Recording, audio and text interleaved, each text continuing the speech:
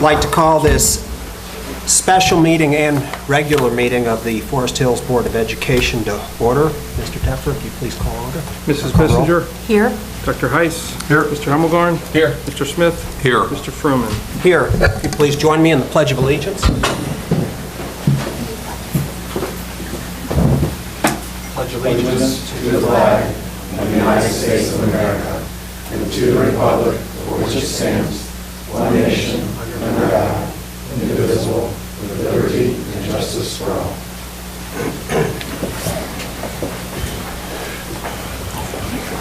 I'd like to call attention to the exits. We have one back here, one there, and two here. Can we have a motion to adopt the agenda, please? So moved. Second. Mr. Teffer? Mrs. Bissinger? Yes. Dr. Heiss? Yes. Mr. Hemmelgarn? Yes. Mr. Smith? Yes. Mr. Fruman? Yes.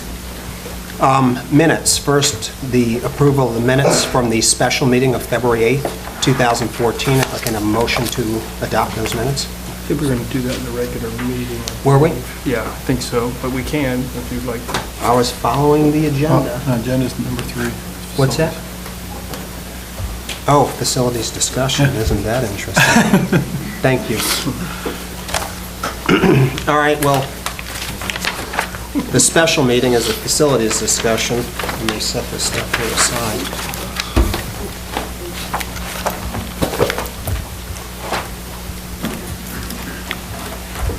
Welcome, everybody, for those of you that I've seen out here before, and I've seen quite a few of you, welcome back. And for those of you that are showing up for your first time, thank you for coming. Tell your friends we'd love to fill the room. We really do want the public involvement, and hopefully we've encouraged you in the past, and I will again encourage you in the future. If you have comments, you have thoughts, please call, email any one or more of the members of the board. We'd be happy to talk to you. The purpose of these work sessions is so that the board can act fairly much as its own facility committee.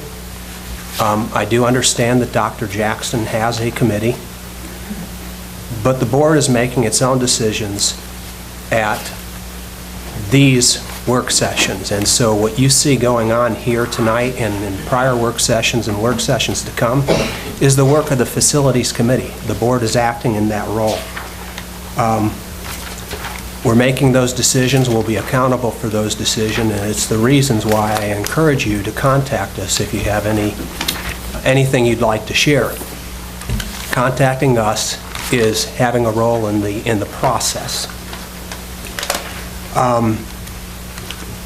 When we last met, we asked Dr. Jackson if he'd provide us some information, and that is continuing to be the role of Dr. Jackson. We're asking questions, and he's, between these work sessions, doing the work that we've requested and providing us information. So let me provide a little bit of recap. This is just the third work session we had.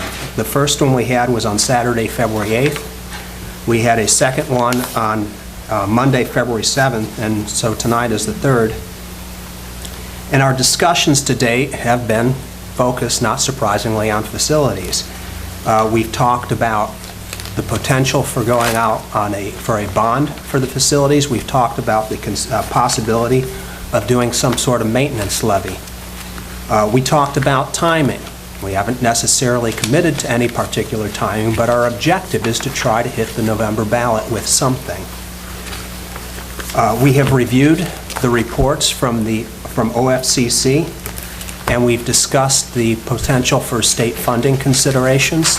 The likelihood of getting state funds is not good, but it is something we're keeping in mind, and we'll keep the possibility that they might be available open. We've considered whether we're going to renovate to OFCC standards. Right now, it is our intent to try to do that, but we've not committed to that. We've discussed it in general. We've had various discussions about building configurations. Certainly there's been discussion lately. I heard it on the radio to work this morning. Supposedly there was going to be a discussion about 1 versus 2 high schools at tonight's meeting. I will tell you that is not a specific agenda item, except to the extent it fits within the balance of our facilities discussion. We've discussed K and pre-K buildings. We've discussed the number of elementary schools, and we will continue to have those discussions in a broader context as we discuss facilities as a whole. In our last board meeting, as part of our effort to consider the facilities issues as a whole, we asked Dr. Jackson to get some information for us. And among the information we requested from him is estimated cost savings if we were to go from 2 high schools to 1 high school. We asked him for estimated costs of acquiring or reconfiguring real estate that we already have to accommodate 1 high school and to build a high school that would be large enough to accommodate all the students within the present 2 high schools. And that's not because we've made any decisions in that. It's part of the overall due diligence that we're doing in trying to make these decisions on facilities.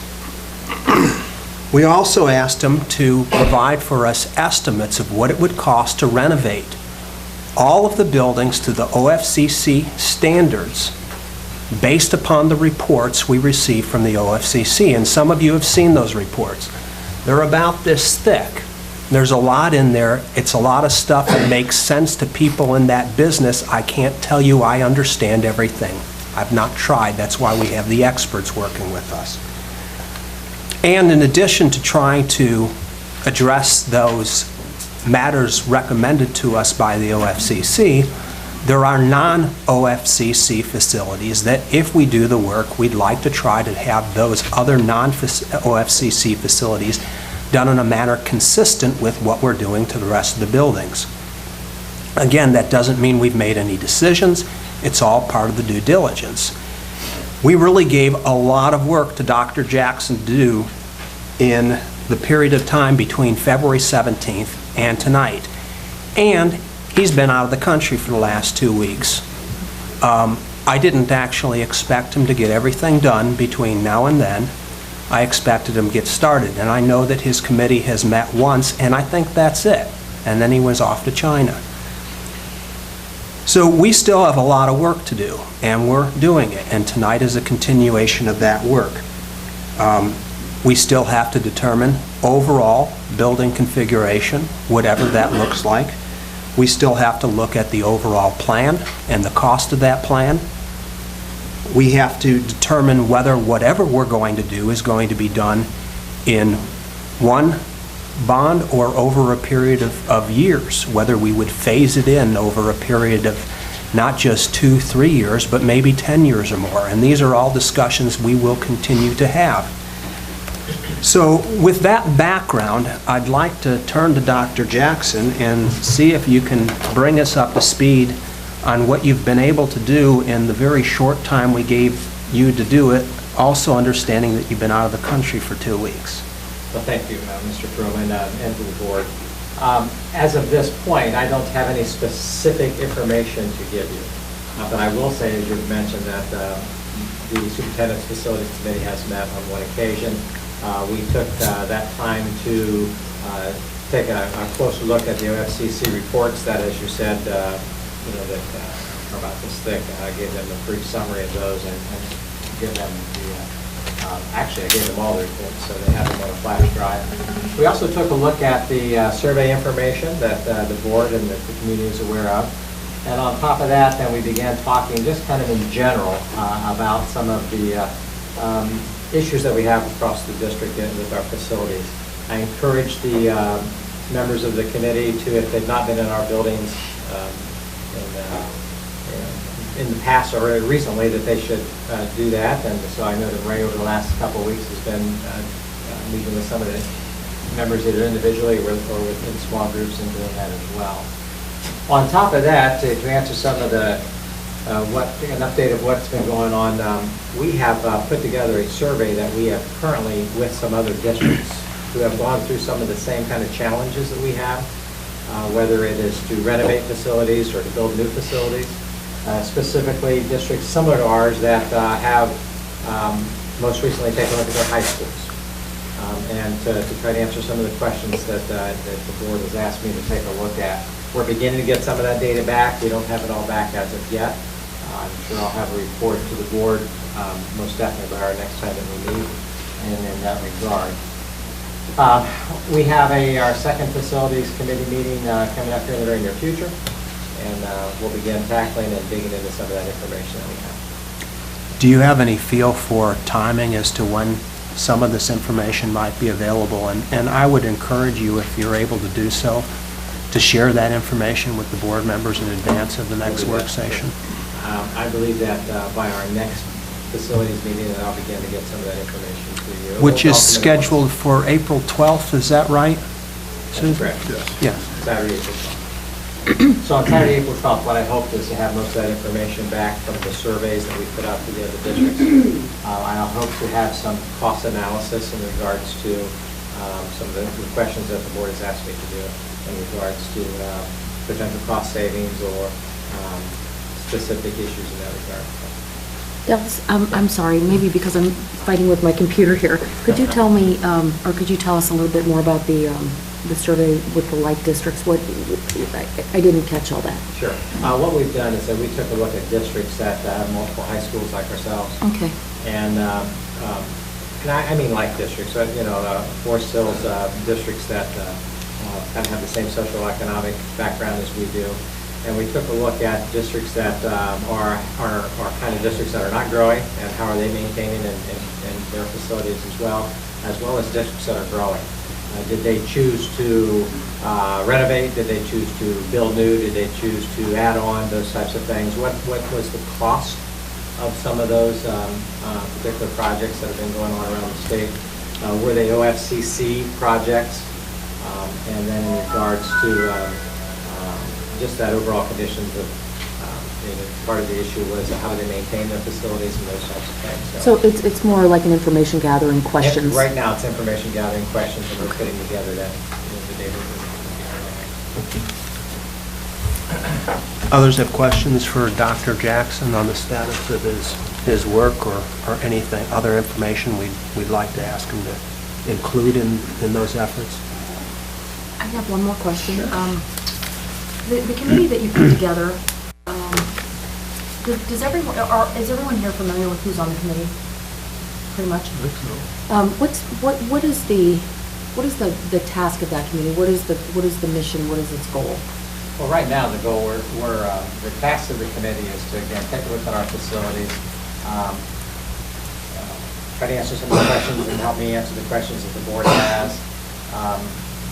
Whether or not we will be providing any recommendations to the board in regards to specific structure information is still yet to be determined. If the board is asking me or the committee to say, there are 2 or 3 scenarios we'd like you to take a look at, we would take a look at those scenarios and come back with some of the pros and the cons of what we are finding, what the cost of those types of things might be. Yeah, I think that Julie's question's a good one.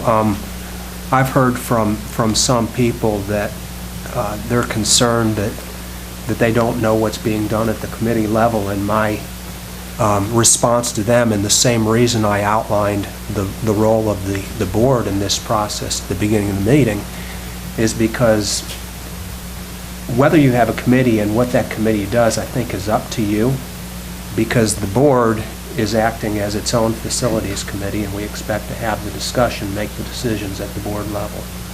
And that's exactly what I shared. I shared with the board, or with the committee, that we may, in fact, be providing some scenarios for the board to take a look at. What I see is that our job is to take a look at some of the questions you may have, look at some scenarios that you might want us to take a look at. Right now, we're taking a really hard and close look at the OFCC. With the 18 or 20 different criteria that they looked at, how does that, look across the district? What are the most pressing needs? But besides that, what primarily, as far as an educational element, are we looking at? Is it, besides, as you said, besides taking a look at what the OFCC has kind of asked, has shared at their examinations of our buildings, are there other areas that we need to look at as well? And there are. taken down. I think one of the things that we've all heard is that what's necessary for us all to do is be transparent in the process. And there's been some concern expressed that because it's a superintendent's committee and it's not a committee held in public, that we're not offering transparency. And I disagree, because I think the board, for the first time since I've been around, and probably Randy who preceded me, we're meeting more, we're talking more in public than I think we ever have. Taking So- an active role. Right. So, And we want to do that more, which is why I continue to encourage you and your friends, whoever you want to pass it on to really contact us. I think those of you that have talked to us know that we mean it when we say reach out to us, talk to us. I've not just talked on the phone or exchanged emails with some of you, but we've met face to face, and we'll continue to do that. So you do have, if these meetings aren't public meetings, and they can't be, because just as a matter of practicality, we wouldn't be able to get the business of the board done, but you have access to us. And please do call us, email us, and we'll sit down and talk to you about these issues. We want your input. I do have an overall question about timing, and also some configurations that were, suggested that be considered, and I think they're both related. At our last work session, two alternate configurations were, I won't say suggested, but at least put on the table, one being 2 middle schools and one was a middle school and an intermediate school. And is that something that you are going to be giving us feedback on?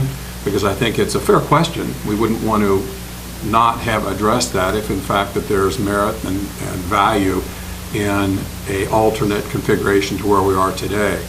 But the reason I said it has to do with timing, as you stated in your opening remarks, we initially were targeting November as a possible date for a levy, a ballot issue.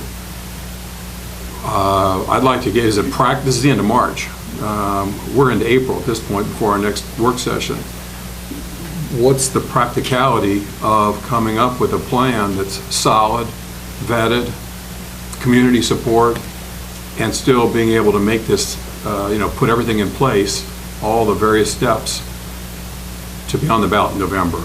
And I guess my question, Dallas, what are your thoughts on I that? think it's very doable. Again, what we began to do, remember, the committee itself was only met once, and it was more of an introductory type of meeting where we took a look at the FCC data, and then they are touring the buildings as in the last few days. I've taken a look at the different options that the board has kind of suggested. I haven't gotten into a lot of details yet on those options. That'll be what we'll begin sharing in our next meeting. I think one of the options was the possibility of looking at 2 middle schools instead of our current situation with 1. Other options might be the possibility of total renovation to new. As that's primarily what the FCC report is pretty much a total renovation to new of a facility, or a total rebuild of a facility, which is very similar. So those are what we're going to begin looking at. We also took a look at, or will be looking at as a committee, is the possibility of looking at the consolidation of maybe some of our elementaries or maybe some of our grade levels in some of those buildings. So one of the things that we spoke a little bit about was pre-K. Would we be looking at maybe going to all-day kindergarten in the future? If we did, what kind of facilities would we need? Are we able to do that at this point? Or could we at least start looking down that direction at this point and maybe have a few classrooms available for some targeted all-day kindergarten? So those are kind of the questions that I'm going to be putting together with the committee, and that's kind of background work that we'll be doing to provide the board. Yeah, I can tell you, Randy, I share the same concern as to whether it's practical.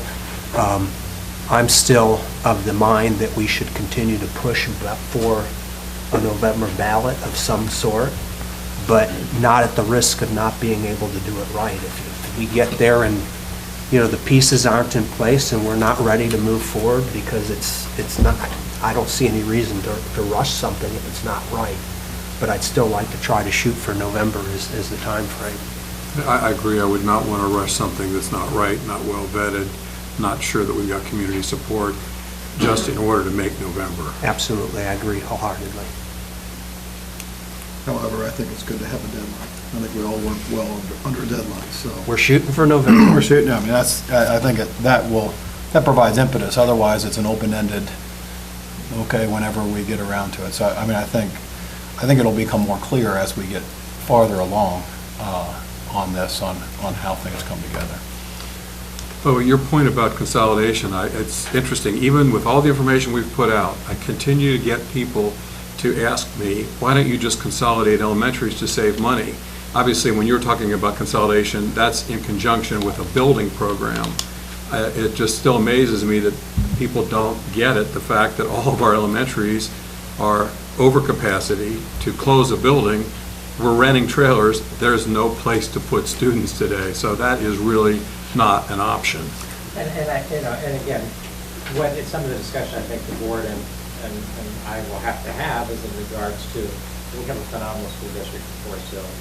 And we do wonderful things. We have great teaching staff, we have great administrators across the district, and great students and great parents.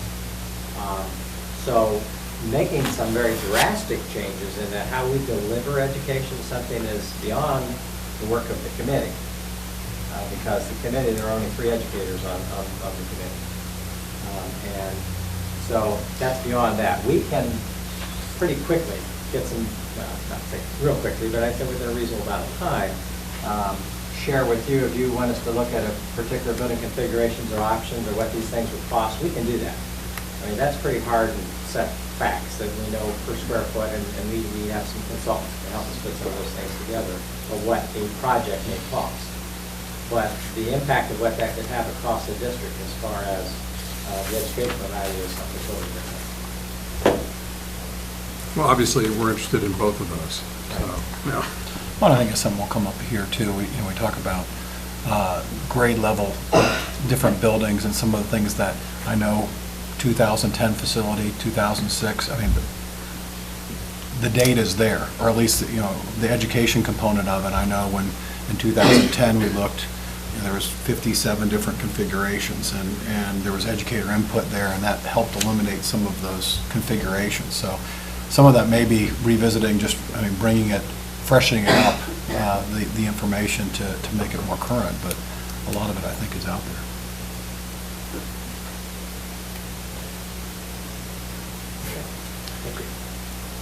Another thing I just wanted to ask a question about the pre-K is I've read a lot. I mean, some of it's with the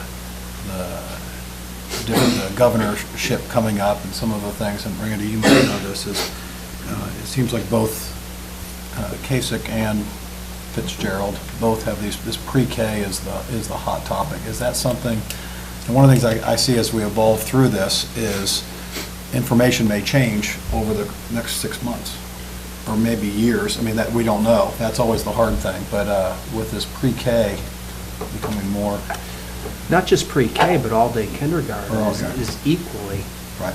hot. Actually, I'm going to report on this later in our session, but I was at a legislative conference in Columbus about 2 weeks ago, and that came up. And it's interesting that the executive branch talks about that, but when we had the chairman of the House Education Committee there's very little energy to support funding of anything that it would take to enable even all-day kindergarten, let alone pre-K. And there's all kinds of data that says that is a very, very efficient spend for the state and for taxpayers, is to invest in all-day kindergarten and pre-K so that kids come to school ready to learn. Now, it's not quite as pronounced in our school district as it is some others, but nevertheless, with education experts, you can comment on this, but there would be value in investing in that in Forest Hills, I would assume. But it's interesting, like I said, the people who have got to pass the legislation to make it happen, not a whole lot of energy. At least that's my assessment. Now, that could change overnight, but it was kind of disappointing because here you've got something, the data all says it's the right thing to do, people want it, and yet there's little movement to make it happen. Well, to fund it. Right. We don't need more unfunded mandates, but we do need to look at ways of providing better education.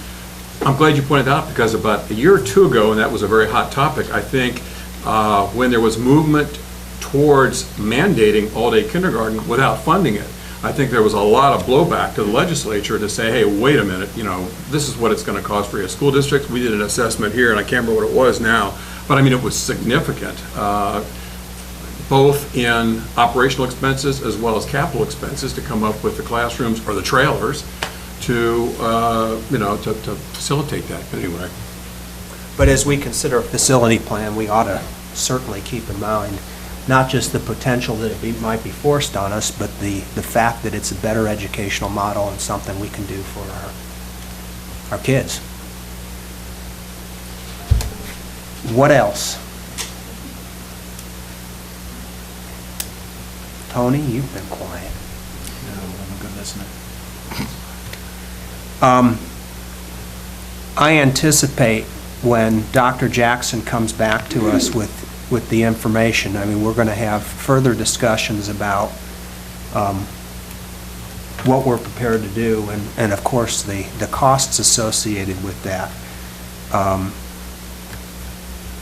And assuming that we can reach a consensus plan, whatever that looks like, and assuming that the timing of it looks like it's going to be something in November, we're going to have to decide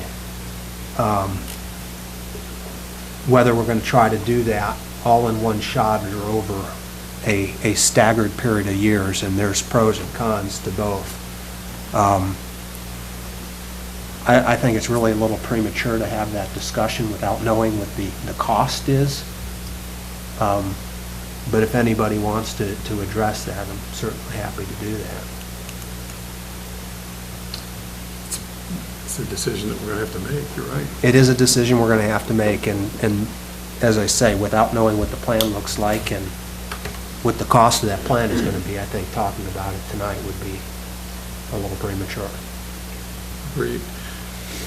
I do have a question. In your summary, you mentioned building to OFCC specs. Something that's being considered, but we're not yet tied to. That's, yeah, I want to make sure that's clear, because I would not want to agree to that at this point, since it's highly unlikely we will receive any OFCC funding. Even though we would love to get it, it's just unlikely we'll qualify for it. Knowing that building to OFCC specs inflates the cost, or I guess you should say inflates, but it will cost more to build to OFCC specs. It's something we need to,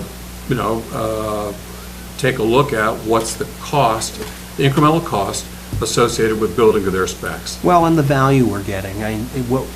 We had Rick do some research for us, and I think Rick, Ray, I know you looked at this too.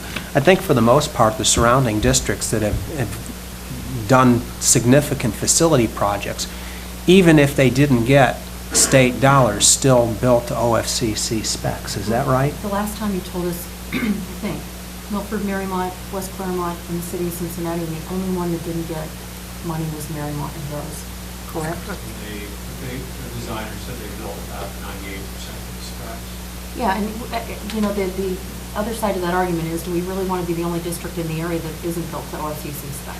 Well, I'm not worried about whether we're standing apart from other districts. What I worry about is, where would we divert and why? And, is that the right decision from a cost and benefit analysis? Which is what we need to talk about every time we meet. Every time Dallas Absolutely. brings us something, we need a cost-benefit analysis. I want to see the business side of all this. We need it.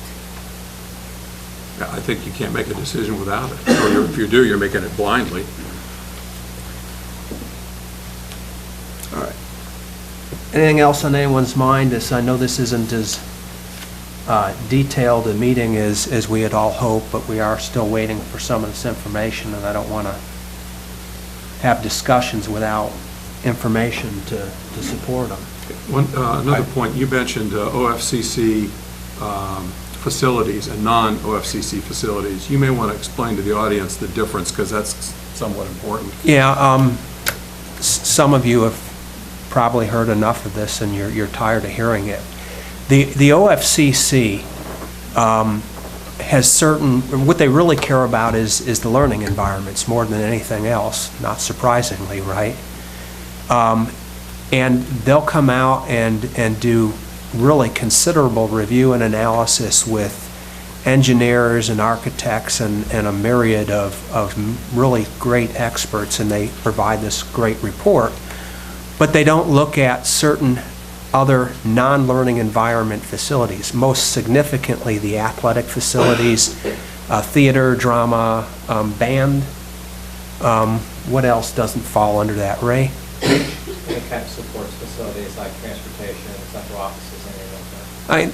Things that are still very, very meaningful to the district and to the overall education that we're trying to provide to the students, and it wouldn't make sense, I believe personally, we haven't had this discussion, but it wouldn't make sense for us to adopt OFCC recommendations and try to meet all those standards and leave all the other facilities in the dark ages. If we're going to do the rest of the learning environments to OFCC standards, we want to try to remain consistent and have facilities across the district that are up to the same standard. And so when we say we want to address both the OFCC and the non-OFCC facilities in a consistent manner, what we mean, or at least what I mean, is we adopt those recommendations for the learning environments under the jurisdiction of the OFCC, and we do similar updates to the non-OFCC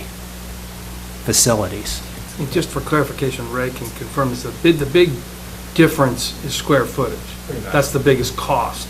So the building standards are building standards. It really is how much, how many forests are there in a classroom and how much space do they each get? And so that's the biggest. Yeah, I think that's the biggest thing. Again, we talked about it before, more people. The report that came back was based upon taking our current footprints and converting them to OFCC standards. It's not with Wilson, for example, adding the space that's taken up by the modulars or the match. It's not adding to the capacity of that footprint. So that's the good thing. And to Randy's point, while there's a reason for those standards, you take Nagel, for instance, and you walk in a beautiful building, this huge foyer that goes all the way to the top. That's a lot of that's wasted space.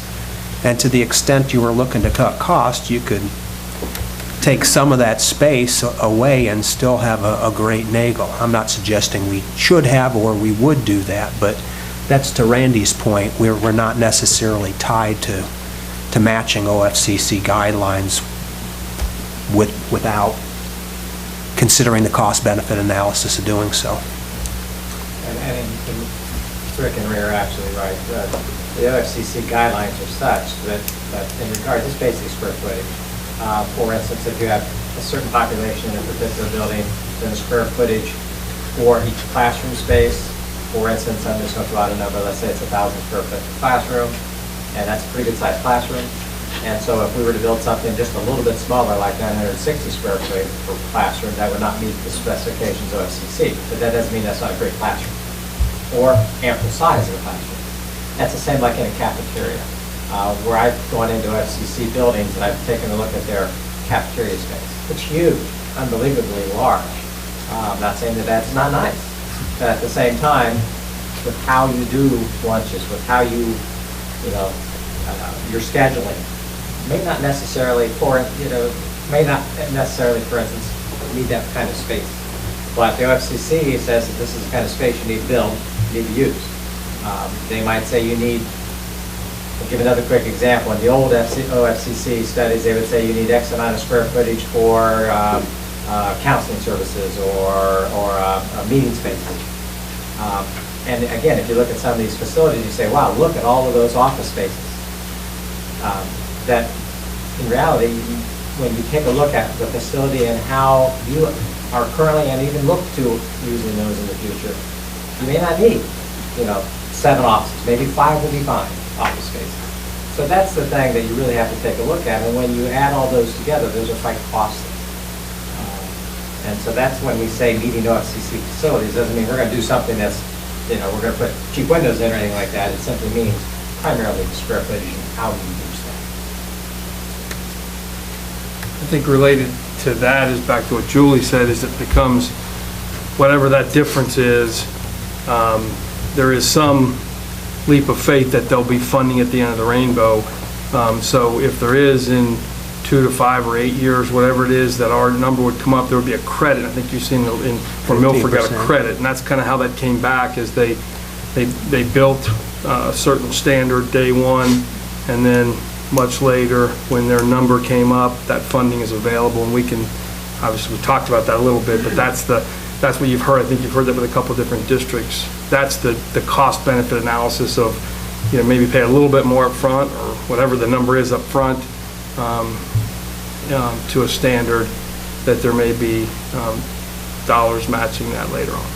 Yeah, but it's not for that project, right? It would be a Correct. credit for a future building Correct. project. That's It's still correct. the benefit of the taxpayer, Correct. but it's not like we're able to pay off, invest in. Correct. That's correct. So is that what the Mason thing was then? I think, is that what Was Mason the- did too? I wasn't sure. I'm not sure. I know Milford's actually, I think what they're doing is they're paying for new elementary with accumulated credit because the numbers came up.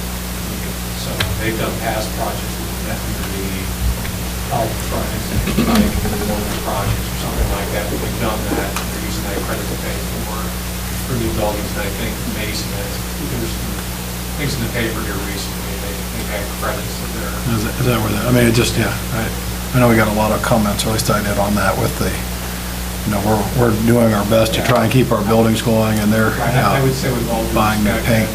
that explanation, they could have added 2 sentences to that article to explain what that was. It kind of gave it just a little story.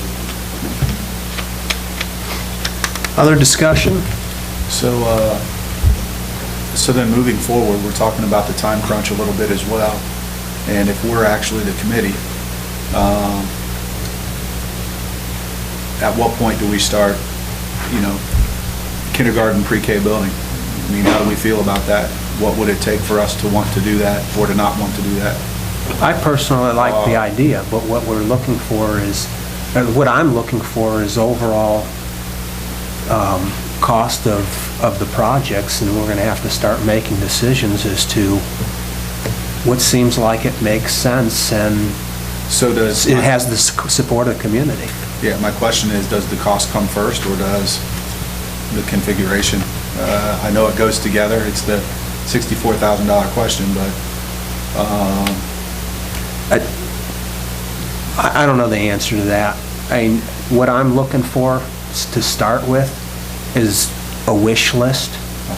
I'd like to know what it costs to build OFCC standards on everything that's been recommended and bring the non-OFCC facilities up to that same level. I'd like to know the cost of the K and the pre-K building. And then along those same lines, we need to be considering whether there's going to be some reconfiguration of the buildings while we do it. And that's, to the point you made up that Randy just echoed a little while ago, whether that means we're looking at an intermediate school or 2 middle schools, whether we're looking at taking kindergarten across the district and moving it to a new pre-K building, so we're taking some capacity pressure off at the bottom, and then moving 6th grade to 2 middle schools now, feeding into 2 high schools, and taking capacity pressure off the elementary schools then at the top end. And those are all things that we've talked about here, and we've talked about, I know I've talked about separately with Dallas, and things that I expect he'll get back to us with information on. And once we have that, we'll have to start making some decisions, and they need to happen quickly. That's why I asked if he would get us the information, if he can, in advance of the work session, so that we'll have had the opportunity to review it and digest it, and maybe even follow up with additional questions with him before the April 10th, 12th meeting. And admittedly, that's not a lot of time between now and April 12th. Tony, in order for me to make an assessment, it goes back to what Dallas said a few minutes ago. I need a cost component and I need the education analysis or recommendation. Not being an educator, I look to our superintendent and the treasurer, but for the education component, to the superintendent to make a recommendation. But I need them both to be able to say, hey, how's this fit together? And the decisions impact the cost, because as Dr. Jackson pointed out to us at I think it was the first meeting, the middle school educational model is more expensive to begin with. And if we throw sixth grade into it, we're substantially increasing the cost. So those are things we got to consider. I might- Okay. Sorry, go ahead. Well, I was going to say, that's a good example, though, of something that we do that may cost more, but we do it because of the educational value we perceive that it brings. I understand and completely agree. It's part of the analysis we'll have to bring to it. I have a question, this is clarification for me. When you say doing something to OFC standards and the cost associated with that, we have those costs now. I know we do. So, I mean, that's a pretty easy thing for us to provide to you. So I know what that is, and I know what the millage would be associated with that. So, I guess what I'm asking is that when I bring some of these things to you, are you looking at me to bring it as the cost of completing the OFCC study? But the completing the OFCC study, To its specifications, I mean, to the same square footages that they're asking us to do. yeah, and I'm assuming that, and I don't expect you to be able to do this at this fine a point at this stage. I mean, I'm looking for rounder numbers, but you'll have to talk to your consultants about what it would take to take the non-OFCC facilities and match those. And I know that the numbers we got from OFCC, they gave us two different proposals. One where they were going to 4 new elementaries, right? Is that right? Yeah, they just gave us the scenario. Right. And so, I mean, just if we maintain the same building configurations, though, it's different, and it's not that much different, if I recall correctly. Your head's spinning. Well, it's not spinning, it's just, the maintaining the same building configuration is just a real simple way to move forward, but it's not necessarily the best way. Which is why we need to look at all those Right. options. Right, but we're so comfortable with how things are that we need to look beyond our comfort level, because, as I said, I think the last meeting, I think I asked everybody this, and Forrest and I kind of got into it a little bit about if we're at a point where we're charting the course for the next generations of this district, I think it's an unprecedented opportunity. If you could start this district from scratch, knowing what you know now, with all the information we have, what would you do? What would you do differently? And I think we have to be open to that, and not just keep going back to our comfort level of maintaining the current configuration and just updating them all. Yeah, but I think that's part of the reason that Tony's talking about considering the two middle school option, why we've talked about considering going to 4 elementaries. And those currently within the buildings as they exist, Randy's exactly right. They're all already overcrowded.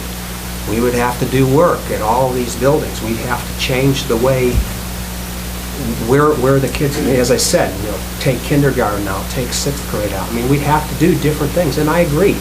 We're going to get one opportunity to do this right. And while I say we're pushing for November, I'm not willing to push it to November, throw it on the ballot if we don't feel like it's the right plan.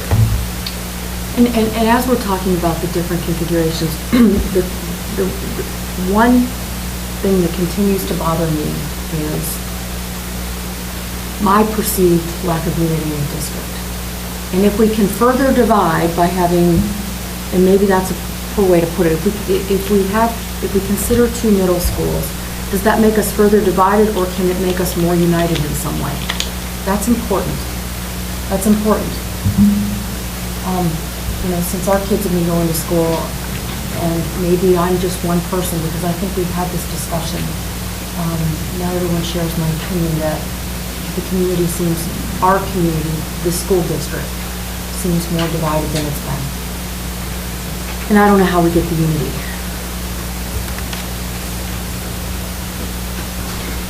One thing to consider as we move forward is, if we were selling this to the community tomorrow, what would we say? And maybe start there is, what are the reasons we would do anything? I go back to when Nagel was built, we had a clear technology outage. We needed to fix that. We had crowded high schools. The community was all very much aware of that. We had a high school that was built and ran out of money and didn't have an auditorium. Major outage.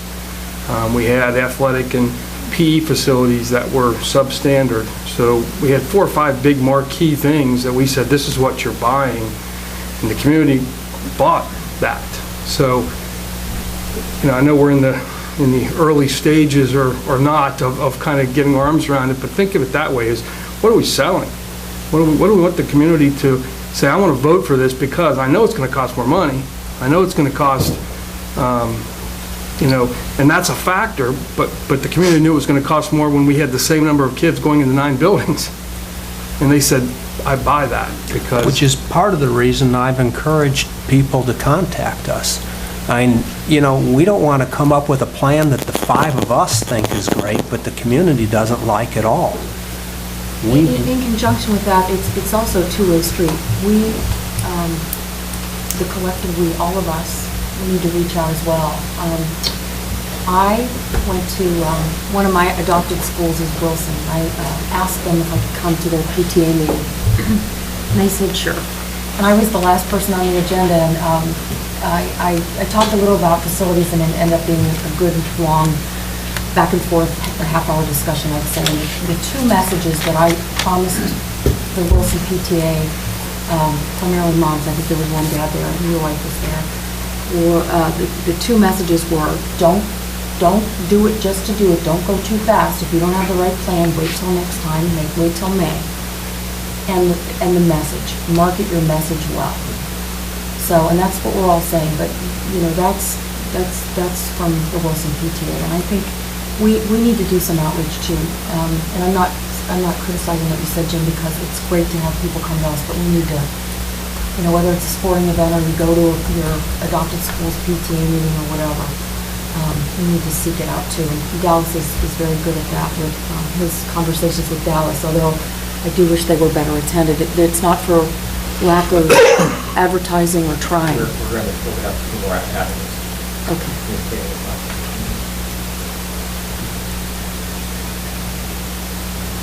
Other discussion? Rick, tell me if we can do this. I've got 2 green cards here. One of them has to do with facilities, and if I've got somebody here that wants to talk to us on facilities now, it makes sense to do that now rather than to wait till the regular board. Timing is very important, so... Yeah, yes, we can do that. It's not out of order. All right. That's the will of the board. We're good to go. Also, is everybody agree that's the right? That'd be great.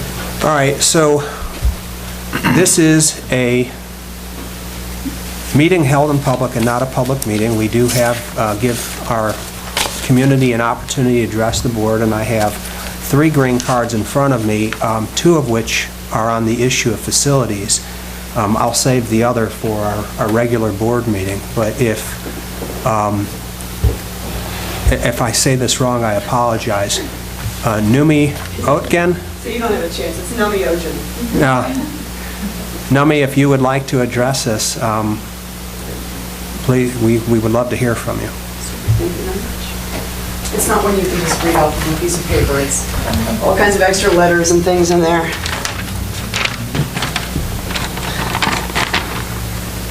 I don't want to, is this too loud? I have a tendency to talk too loud anyway. I'm Kathleen Ogen, but everyone knows me as Numi.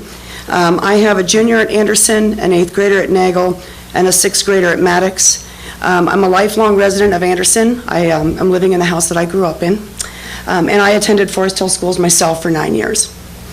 Earlier this week, I watched the March episode of the Forest Hills Schools Today with Superintendent Jackson and Ray Johnson, and they had a conversation about the facilities, and specifically about the results of the OFCC study. Two comments that were made by Mr. Johnson stuck out to me. In comparing the previous study to the current study, Mr. Johnson said, "What remains the same is that Wilson needs to be replaced." Later in the program, Mr. Johnson said, "Everybody pretty well agrees with the new OFCC report. We have to do something about the replacement of Wilson." I think that what remains the same is that it is a challenge to continue meeting the needs of the students, educators, and administrators at Wilson. I think that everybody would pretty well agree that it is no longer an effective learning environment. That does not mean it needs to be replaced. The current state of Wilson, as well as the condition of most of the rest of the buildings in our district, I think should serve as a plea to our school board, to our administration, and to our community to stop fixing what we have with Band-Aids. I think it's time to rip the Band-Aids off. It's time to start asking the hard questions. Do we need 6 elementary schools, and can we pay for them? Do we need 2 high schools, and can we afford them? The previous bond issue that proposed replacing Wilson and fixing up the other schools did not pass. If the Facilities Committee and the board bring a similar proposal to the voters, I think it will fail. What the students, the educators, and taxpayers deserve is a comprehensive plan that will ensure that all students in this district are receiving the best possible education in the best possible environment. That will not be accomplished by rebuilding one school and band-aiding the rest. The Forest Hill School District motto is success for all students, not success for some students. Thank you. Thank you. Anna McElroy?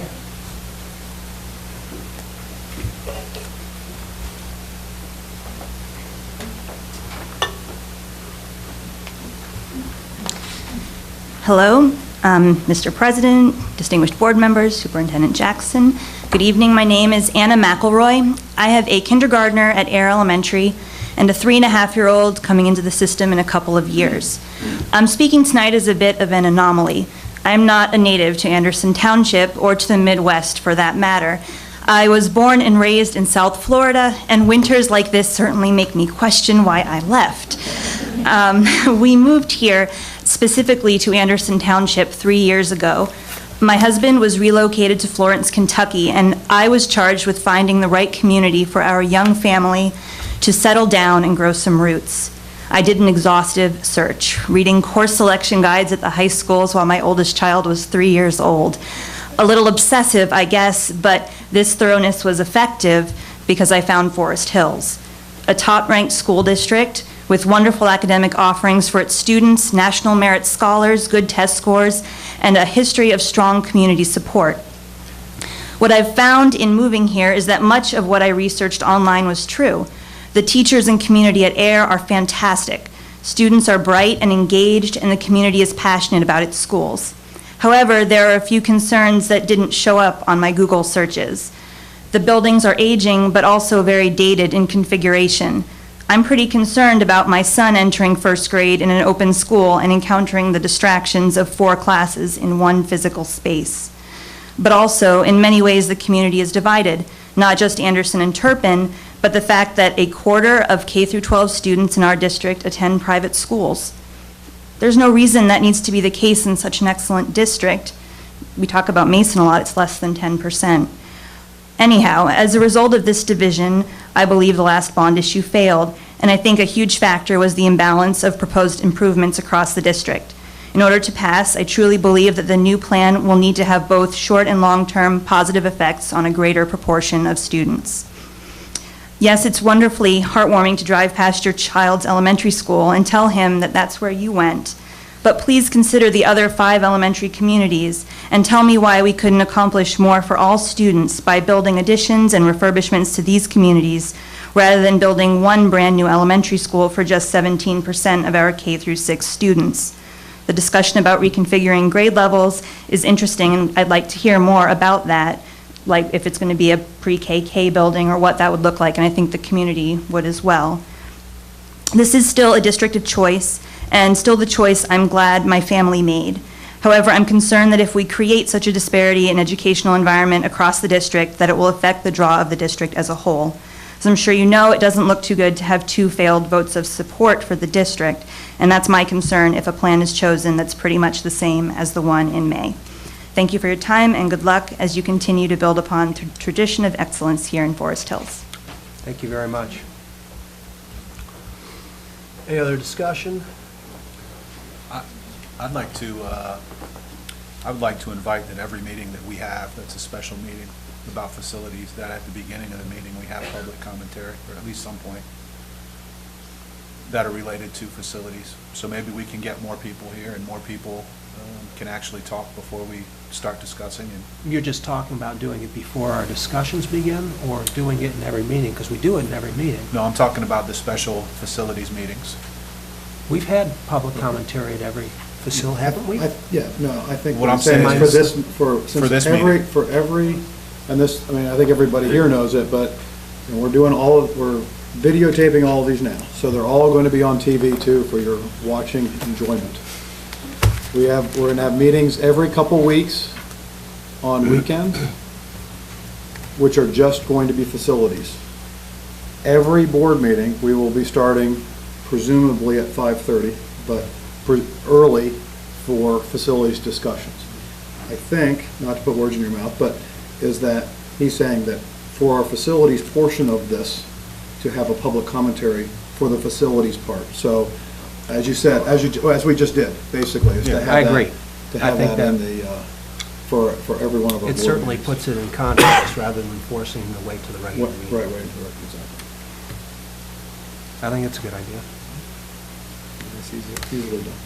Anything else? Just a quick comment. I think probably 80% of the audience already knows this, but part of the reason we're having this discussion now, that's part of the purpose of a work session, is that's our opportunity to talk together. We're prohibited from getting together outside of this environment to put plans together or anything that looks like a decision, because it's outside of the open meetings law in the state of Ohio.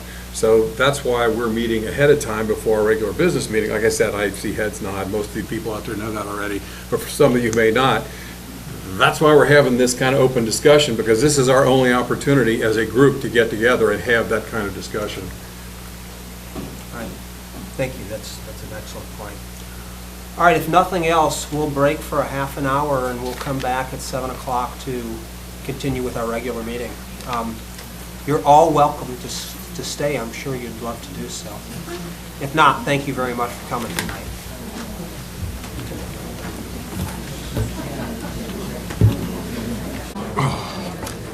All right, welcome back. Some of you were here earlier. Some of you just got here for the regular meeting. This is a continuation of a meeting we started earlier at 5:30. It's the March 24th, 2014 meeting of the Forest Hills Board of Education. We had a work session at 5:30, and we're continuing now with the regular session. For those of you that weren't here earlier, we still have the safety exits in the same place they were before, here, back there, and 2 here.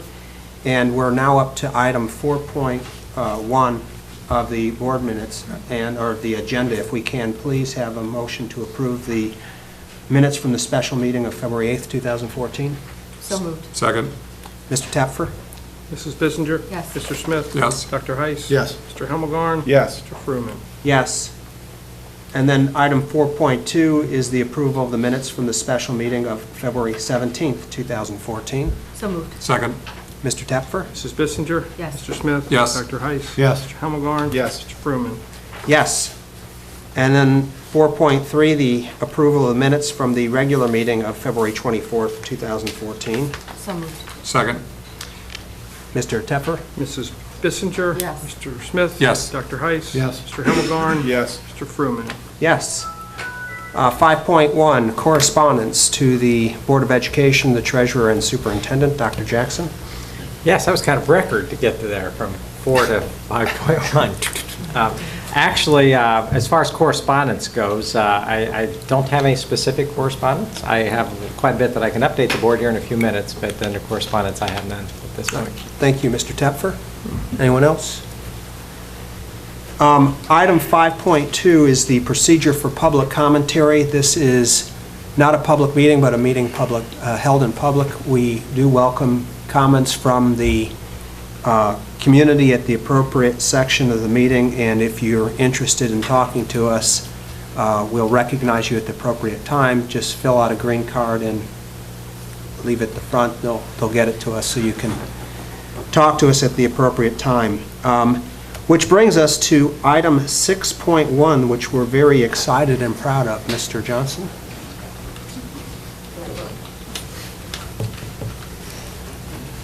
Come on. I don't get to do this very often, so I take a great deal of pleasure in doing this. The USDA has made a lot of changes with regards to food service over the years. With the meal plans, the meal patterns, and the requirements that they have on people in the position of TIA as being a food service director. This year we went through an administrative review. They randomly selected 2 schools, Anderson High School and Mercer, to do a review. And passing these is a very tough deal, particularly based upon some of the requirements that have been implemented over the last 3 years. And Liz Solomon contacted me to make sure that I knew that we passed without any corrective action being required, which is very rare. We had a perfect score in this, and it's all attributed to TIA in most part. We strive for perfection. A lot of credit goes not only to Paula Highfield and Mary Tobias, but all the ladies who are head cooks, because any one of the schools or any 2 or 3 of the schools could have been selected, and I'm sure our scores would have been the same. So it's with a great deal of pleasure and pride that the superintendent recommends the board commend Tia Strauss for her achievement and distinction at a certificate of commendation be presented to her. So, there you go. A motion? Thank you. So moved. Second. Dr. Heiss? Yes. Mr. Smith? Yes. Mrs. Bissinger? Yes. Mr. Hemmelgarn? Yes. Mr. Fruman? Yes.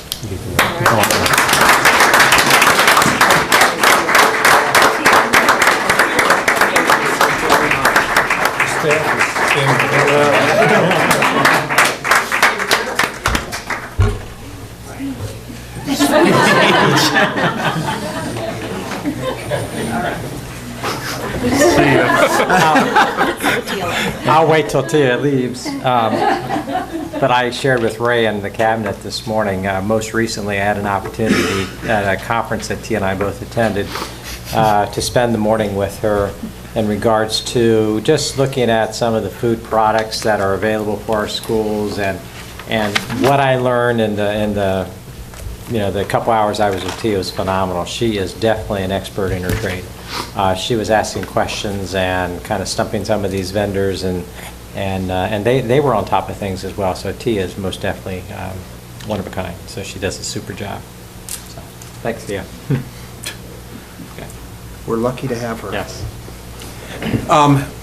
This is the time for public commentary, although what we're going to do, there was an individual that was here earlier that wants to address us. He had to go and pick up his daughter, so we're going to defer that part of the meeting until about when he gets here.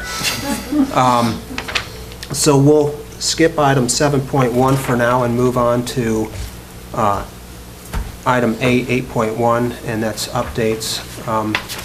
Starting with the facilities update, Dr. Jackson. Well, actually, and it's not a whole lot I can add to what we just discussed just a few minutes ago in our special meeting, but just to let the community know that the Board of Education is very dedicated in moving forward with the facilities plan in regards to our needs of our district. That I've put together a superintendent's committee to help address some of the questions the board asked so that they don't have to do all the legwork. We'll do some of that for them. But as far as moving ahead, we are, and I appreciate everything the board is doing. So thank you. Thank you, Dr. Jackson. We have a presentation on Circle. Yes, I am so happy. First of all, I'd just like that the mission of the Forest Hill School District, of course, is success for all students. And it's imperative as we move forward that we continue to build the success, and to build that success, a big part of it has to do with our community. For a school district to be as successful as Forest Hills, we have to have the involvement of our community as well as the participation all the way around. And quite frankly, Forest Hill Schools, I believe it has to be the heart of the community. Circle is a way that might help us achieve the success for all students in even a better way than what we've had in the past. Therefore, I think it's very vital that we build a culture that's sustainable and is with a meaningful engagement with our community and our schools. So let me give you a little quick background quickly. Late this summer, it was brought to my attention from members from the Anderson Area Chamber of Commerce that they had recently attended a conference and they heard a speaker speak on a new program that he had developed called Circle. And they were so excited to bring this to me because we are we're having a great relationship with our business community, with the Chamber of Commerce. And here's another quick example. Megan, just prior to this, we had been talking with the Chamber about how we can begin working more and more with our business community and our community. And all she did, Megan Stacy, is one time a few months ago just say, hey, let's just have kind of an impromptu meeting. It was like 3 or 4 days later, so we got the word out. Anybody in the community and business community wants to come and talk to us how that we can support you, how you can support us. And we had 45 people show up to that meeting. It was amazing. So when this was brought to me, I took a pretty serious look at Circle, and I've shared a little bit with the board in the past. And so what we have today is a representative from the Circle program, and her name is Sarah Jackson. So Sarah, would you like to come forward and share a little bit about this Circle?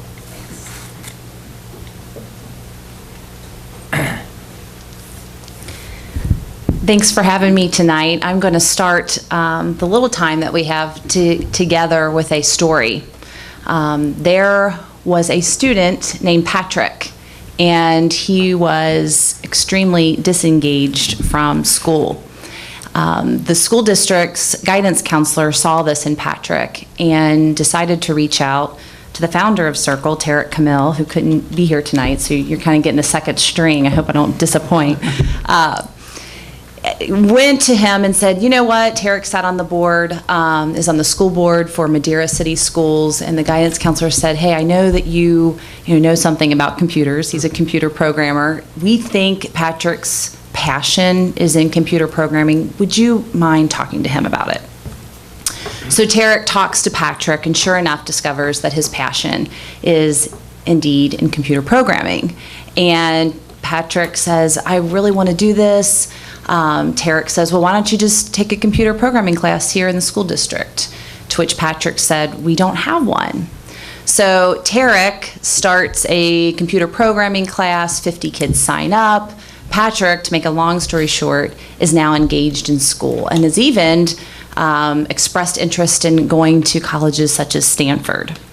So for Tarek, that connection was made just on luck, on the chance that Tarek crossed paths with the guidance counselor. And so what if that would have never happened? What if Tarek would have never crossed paths with that guidance counselor or Patrick? What would have happened? So that is where Circle was born, in that moment where on nights and weekends, Tarek saw this gap between school needs and what teachers need in their classrooms and the community. And so he built this online engagement platform that addresses some of the needs that I have also seen in my previous life. I used to do a lot of work marketing PR for the Bengals and the Reds, and my mom at that time was a teacher in a really poor school, and she would always be calling me like, can you get me a ball for this silent auction? Can you get me pencils, t-shirts? I'm like, what are you trying to do, Mom? And she would say things like, I'm trying to get all these kids to the orchestra. It's really hard to score high on a state standardized test when they ask questions about an orchestra and you've never been to one. And so I would always kind of have one foot in kind of the educational world because of her and one foot in the business world. And again, saw a lot of gaps between the two worlds. Sometimes they don't talk to each other very well. And what we found, and I'm not sure how we're going to do this. Do I just point to? Okay. All right. What we found, again, this is a little bit about Tarek. Before I move on, I want to make sure that everyone knows he's a terrible golfer since he's not here. But no, he's this really successful entrepreneur. His passion is in education and really has seen a lot of different things, and particularly with the Madeira School District. Both of us in our walks of life and in our journeys have seen certain engagement challenges for schools. And I worked with hundreds and hundreds of schools. I used to be the business liaison for the Kenton County School District in Kentucky, which is the third largest in the state, and did that for 5 years and discovered the following challenges that we've even seen and have heard some of your teachers here in your school district talk about. There are more demands than ever on educators. With the new Common Core standards, which, by the way, did Indiana really drop out? I heard that today. I don't know if they did. This idea of this pressure that the educators are feeling of, gosh, we just can't take one more thing on our plate is something that we not only hear, but in lots of school districts on both sides of the river. There is lack of resources and time, and so oftentimes educators are feeling isolated or undervalued. They don't have a voice or the tools. So yes, Patrick needs a computer programmer, but how does that teacher get that out into the community? And Tarek is in the community. How does he know that that's even a need in the classroom? So there's this lack of tools up until Circle for teachers to really push that out in a way that is meaningful to the community. And we heard this a lot, and we've seen this where, the businesses, they want to engage, and there's been this bit of the tail wagging the dog, where, hey, I'm a rocket scientist, I can help your class, can I come in, can I do this experiment, can I teach?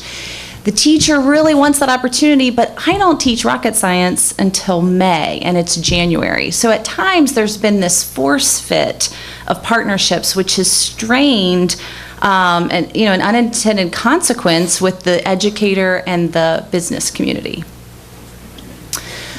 And educators, we see lack of a robust network. We hear from parent surveys and business surveys that it's the same businesses and it's the same parents at times that get tapped or get, tapped on the shoulder for resources, events, help, volunteer.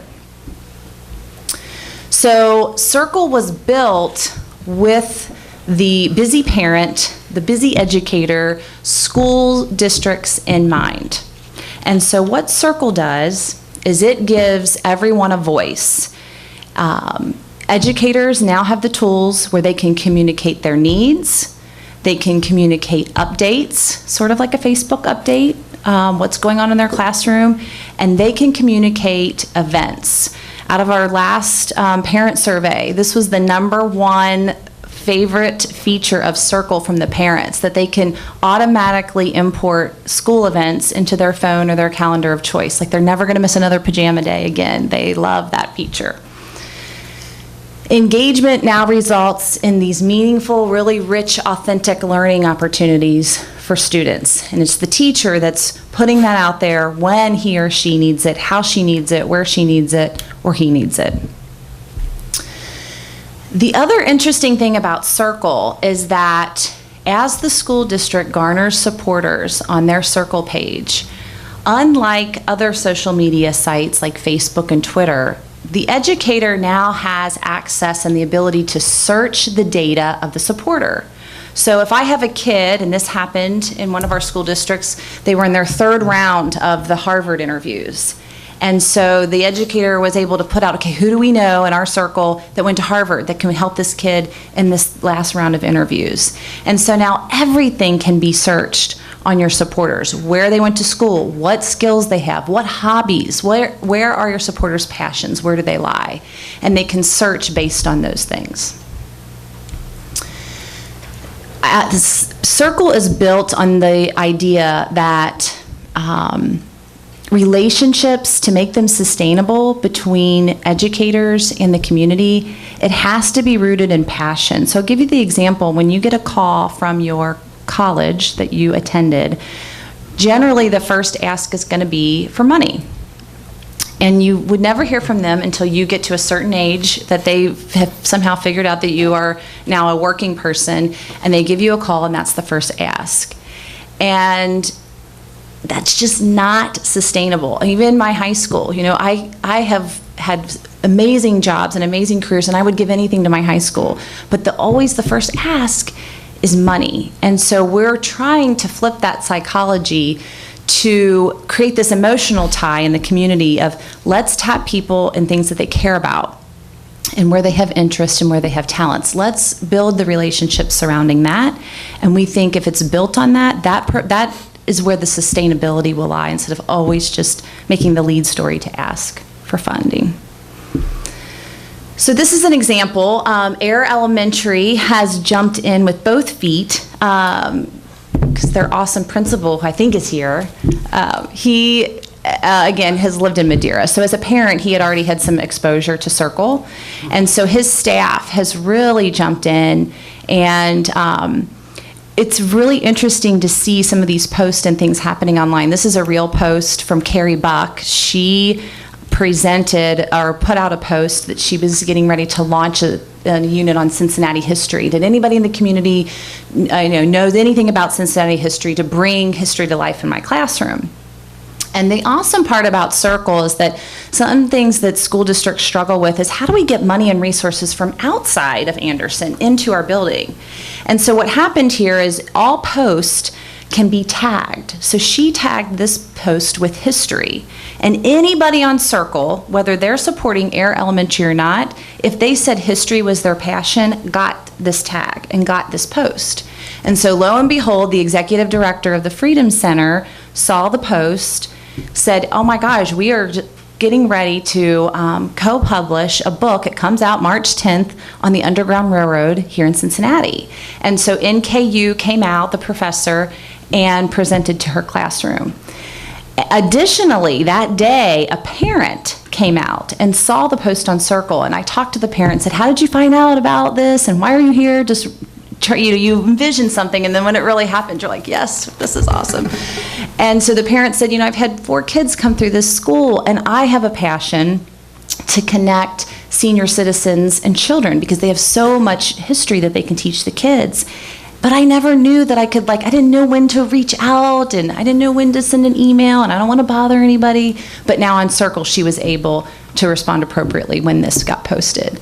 So the other thing that's interesting, if you read down through the thread, there's a teacher that, you're our pioneer, Carrie, this is amazing. I mean, this teacher was on cloud 9 that day and really felt, in my opinion, valued, and that everyone knew what she was doing. And it's free. The platform is free for schools to use, so we all like that. There was a study done, it was a 20-year study done by the Department of Education on the federal level, and they followed sets of school districts for 20 years. And they collected data on schools that engaged the community and compared them to schools that did not. And so we pulled in some of that data, that what is the impact of this, of when a school district becomes business and community friendly and really cracks the code and figures out the secret sauce of how to engage the community in a meaningful way. Businesses now can see partnerships that are mutually beneficial for them. Students, there were higher levels of achievement in the schools that engaged. I just met with the Nagel Middle School Superhawks this morning, and so they're going to be helping, and we're going to be testing what happens when you create this authentic learning opportunity for students to help promote Circle, and does that instill community pride and school spirit. So they're going to be doing some projects over there out at that school. Really excited about that. For parents, there was an acquisition of new skills, increased involvement, their interaction with their children, and more of a positive self-concept was the feedback from the parents. Teachers, positive attitudes, they were the use of varied strategies, and your last one I think is the district. They saw these measurements being fulfilled in metrics when a school engaged their community. So we put in a quote from some of your folks here at Forest Hills. Again, the way that we've launched this in your school district is to pilot it Some schools have decided, hey, we're going all in with this, like a Chris Flanagan, because he's had experience with it. And a few of your schools have really taken the approach, let's have some early adopters see the success and really let it be a grassroots thing as the teachers see the value, see the connections that are being made. Again, I talked about the Carrie Buck story. Andrea, I know, I think it's at Sherwood, is that your teacher? She posted about teaching about immigration and made a new connection with a woman who is a teacher in another like international school and came in. And so we see these amazing connections which really provide great fodder for PR stories in your district where people really start hearing and are knowing what's going on. I heard a parent sit down at a dinner table and saying, hey, I heard you're learning about 3D shapes. And the kid's like, how did you know that, Dad? He's like, I saw it on Circle today. And so now the awareness is of what everyone's doing in your school district, not only internally among your staff, but at home with the families, which is awesome. So again, what we're doing this year is really learning. We are learning a lot of lessons. The best part about Circle is that the founder, is the guy who's programming it. So as your teachers say, you know what, we can't post photos right now. We'd like to do that on Circle. We can go to Tarek and say, hey, can you program this so that they can post photos? So the teachers are really, as they're using it, reporting back, hey, we'd like it to have this feature or this function, and we're able to make those changes. So it's really customized to the teacher. Again, we are really focusing on all of those authentic learning opportunities, bringing these things to life, and really testing this tool as a way to position the school district as the heart of the community and to promote all of the amazing things that this school district is about. So it's exciting to see this culture of engagement being built. I'm sure we will keep you informed and updated and in the loop as to all the success stories that are born out of this. Another quote from Jody from Nagel Middle School. I know she's been chomping at the bit to get this going out at Nagel. So that is really it in a nutshell. I could talk all day, but I hear you've been here since 5:30, so I'm going to wrap up there. Any questions? Questions? Good. I was very fortunate that when the professor from NKU visited the third grade classroom at AIR, I happened to be there. And it was exciting to think that all of a sudden, here's a guy who didn't even know where AIR was or what it was, who is now in that classroom sharing with third graders, again, a college professor, and he had a great presentation, brought it down to their level, in regards to the history of Cincinnati. So the connections are phenomenal. Just a couple weeks ago, I had a business meeting with some bank officials in our area who wants to do something with our schools. And so we were talking back and forth, and all of a sudden when they start talking about what else is there that we can do, as Sarah was saying, that a lot of times we tap businesses in particular for money or for this or that or the other. And we let them put their signs up on our fence, sporting fence, or in the gyms or whatever that might be. And I said, gee, there might be another way. Because he was talking, and then one branch had 24 employees. I said, have you ever thought, and I shared a little bit about Circle, and the one person that I was speaking with said, gee, I just signed up last night to be on Circle. And so I know that he went back, because I said, why don't you talk to your other 20 employees? Because basically it's as easy as that. Those individuals can get online and they can put in their interest and their passions. There are many of those bank workers that are working in that particular bank that have a lot of different passions rather than just working at a bank. Some of them might have passions for athletics, or someone might have a passion for skydiving or whatever that might be. And so that when a teacher reaches out, they can tag that or just put, and it'll go to those people and say, listen, I'm looking at doing a lesson on avionics or something. Anybody interested? They get results. And so it's reaching out to our communities, and it's building that. I love the idea of the circle. It's just building the circle larger and larger and larger. So, can you share with us, I think there was a presentation at the foundation meeting, but for this audience, us, and anybody who's watching, how do you sign up? because Circle is not spelled as you might think it is. Could you share that?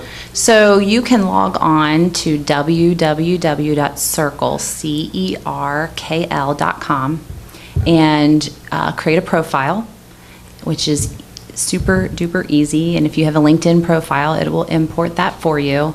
And then you, all the organizations on Circle will appear, and each of your schools are on Circle, and you click on that school to become a supporter, and you are in. It's just that simple. So your school district really is to be commended for just their open-mindedness and innovation to test this and to really let the teachers kind of drive it and make it a tool that, that they can use to create these really authentic learning opportunities. So nice job. Thank you.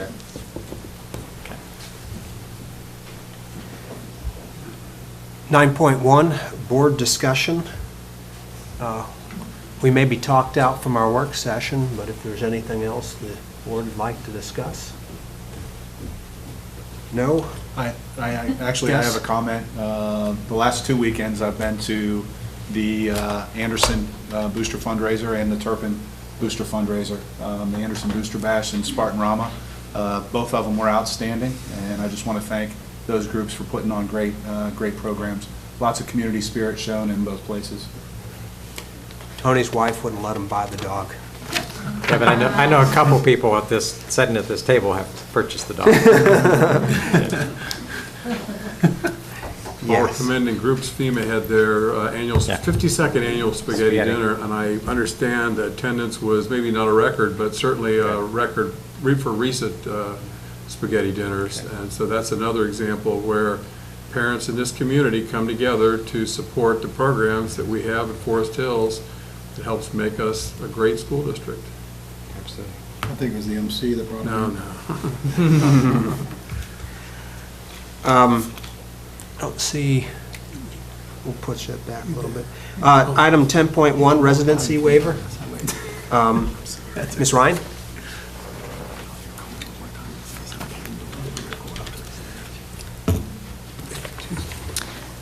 For item 10.1, a request has been made to the Board of Education asking approval of a residency waiver for Nicholas Robinson, a Turpin High School senior for the 2013-2014 school year. Nicholas's parents have moved out of the district and have requested that he be allowed to remain at Turpin High School and graduate with his class. The superintendent is recommending the board approve the residency waiver for Nicholas Robinson, Turpin High School senior, for this school year, 2013-2014. We're going to take 10 through 14 together, so just if the board has any comments to Great. each item, jump in, but just to be efficient that way. All right. Thank you, Ms. Ryan. Curriculum, item 11, Mr. Chamberlain.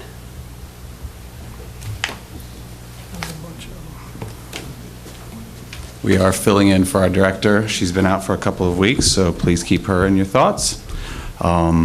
Lots of work going on this year by a lot of different teachers in a lot of different content areas. So items 11.1 through 11.11 are courses recommended for approval for instruction beginning in 2014-15. There are 5 different math courses: Math Foundations, Math 2 Foundations, Math 2 Honors, College Prep, and Math 3 Honors. There are 4 in physical education: competitive games, strength training and conditioning, leisure games and activities, officiating. And then there are 2 others: Mandarin, a first-year Mandarin course, and an Engineering Models 1, which is a dual credit course in our partnership with University of Cincinnati. Items 11.13 and 14 refer to courses typically offered in summer school, but which were inadvertently omitted from the approved summer school description that was at last month's board meeting. These are credit recovery courses we just want to be sure our students can access during summer school, and the superintendent recommends the approval of all the aforementioned courses. Thank you. Human Resources We have report? one more piece, sorry. Oh, sorry. Sorry, Brad did not mention item 11, 5.12, which is the English Language Arts course of study. We would like to thank the kindergarten through 12th grade teachers for working collaboratively to develop this language arts course of study. This document reflects our work to develop a better understanding of Ohio's new learning standards. It includes our philosophy of instruction, K-12 learning standards, course descriptions, and titles approved for whole class instruction. We are still engaging in the process of selecting instructional materials to align to our English Language Arts course of study. As these are determined, they will be brought to the board for review. The course of study will be available for review in the curriculum department until the April 28, 2014 Board of Education meeting. Formal approval will be requested at that time. Thank you. I have a question. Yes. So could you share the process as far as coming up with the courses, each of the levels of math, just what the process was to get to tonight? Sure. At the beginning of the 2012-13 school year, when all the new assessments got rolled out, Ohio is a park state, and a decision had to be made by each school district if they wanted to maintain a traditional math sequence of courses. What most of us did was we took algebra, then geometry, then algebra 2, or an integrated math pathway where you teach the topics kind of as they occur and are needed to be learned in an integrated approach. So Forest Hills math teachers got together. We have a consultant from Hamilton County along with curriculum personnel, and they chose the integrated approach because they thought that served the students better. So that they could learn in a sort of, I would hate to use the term, but almost a more organic way to learn things as they spontaneously occur in mathematics. So they're not just spending their time on geometry and then they never talk about geometry for an entire year or 2 years or 3 years. So the teachers start working on those courses and they create descriptions and they align those courses to Ohio's learning standards, and they have actually spent all of this year working on them as well, developing units of instruction, putting sample resources together, and next year the mathematics, the entire course of study K through 12 will begin, and similarly to the way that the English Language Arts went this year. So because of the new assessment system, they kind of had to hurry. They didn't hurry through the process, but before the course of study, which would be the normal time when new courses would be developed, they had to develop those courses. And so those courses were developed by and large by our people? By and large by our people, yes, absolutely. A lot of teachers doing a lot of work. They come in on professional development days, and sometimes the group change based on who has the expertise of a given area of mathematics for that course. And in fact, the physical education teachers are coming tomorrow to continue to work on their new courses as well, to get those all up and running for 2014-15. Does this get implemented seamlessly? In other words, are you able to roll right into going from the old system that I remember to this new system? Can you just flip the switch? Not quite as seamlessly as we would like. You see that Math 3 Honors is on there. That course will only be taken next year by freshmen who are currently in a Math 2 version at Nagel Middle School, because they actually took Algebra 1 and were accelerated into Algebra 1 as 7th graders. So they went from Algebra 1 to Math 2. So their teacher, Jeff Taylor, has done a great job getting them ready and trying to fill all those gaps so that they can come into high school and be ready for Math 3. So then the rest of the high school students, a lot of the 9th graders are taking Math 1 this year, so they'll have Math 2. There's a whole group, hundreds of Nagel 8th graders who have taken Math 1 this year. So they'll come into Math 2 also as freshmen. Will you continue the accelerated program in 7th grade and 8th grade, or does that get changed or doesn't get eliminated? We haven't. That's going to be really one of the main pieces of focus in the course of study. That is a really big area of concern, because we want to make sure that our students who can handle acceleration can get it. But you also have to be careful that it's developmentally appropriate, because they might be able to do the math, but all of these courses are more rigorous than what we've offered before. There's elements of trigonometry and pre-calculus and advanced statistics that are in Math 3 that never lived in Algebra 2, for example. So this is a move toward higher standards, more rigorous standards, and so you have to be careful that they might be able to handle the math, but you also don't want to burn them out too early in their math careers. You want them to continue to love it and be able to move at a fast pace. And so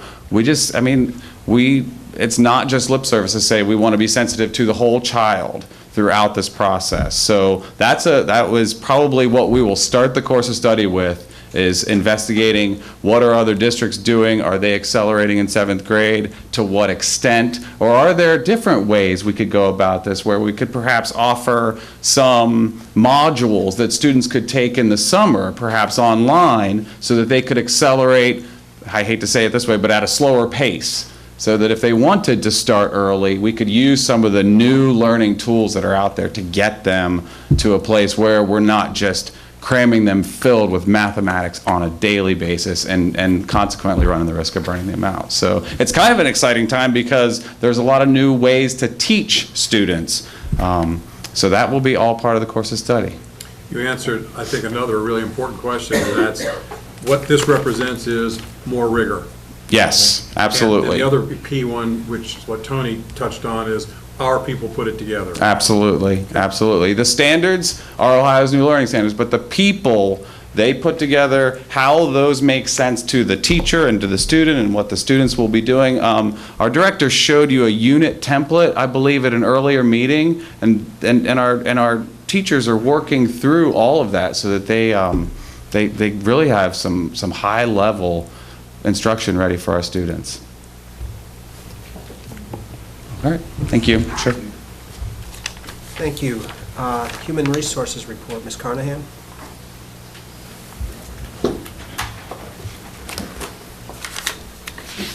Item 12.1, the HR report. Item A, retirement. We have 4 individuals here for the state teacher retirement system who will be retiring at the end of this school year. That's a collective 97 years of experience retiring from our teaching faculty. Item B, retirement. This is for our school employees retirement system. And again, looking at these 5 individuals, we have 113 years of experience retiring. So we're always sad to see those folks going, but they've certainly contributed a lot to this district, and I, of course, wish them well in their retirement. Item C, resignation. Item D, which encompasses E, F, G, and H, would be E, appointments. And notice that these are folks who are transitioning from a probationary to a regular contract. Item F, we see a variety of special services appointments here, part-time, on pages 2 and 3. Item G, these would be our consultants, coaches, and advisors. And that list you'll find on page 4. Item H, substitute personnel. We do have a few folks who are still interested in being subs for us, and if anyone out there would like to be a substitute teacher, there's still time, and we need you. Since the board meeting of February 24th, we have had a small, very small decrease in the FTE of 0.04 for an FTE of 770.86. Thank you, Ms. Carnahan. Business operations, Mr. Johnson.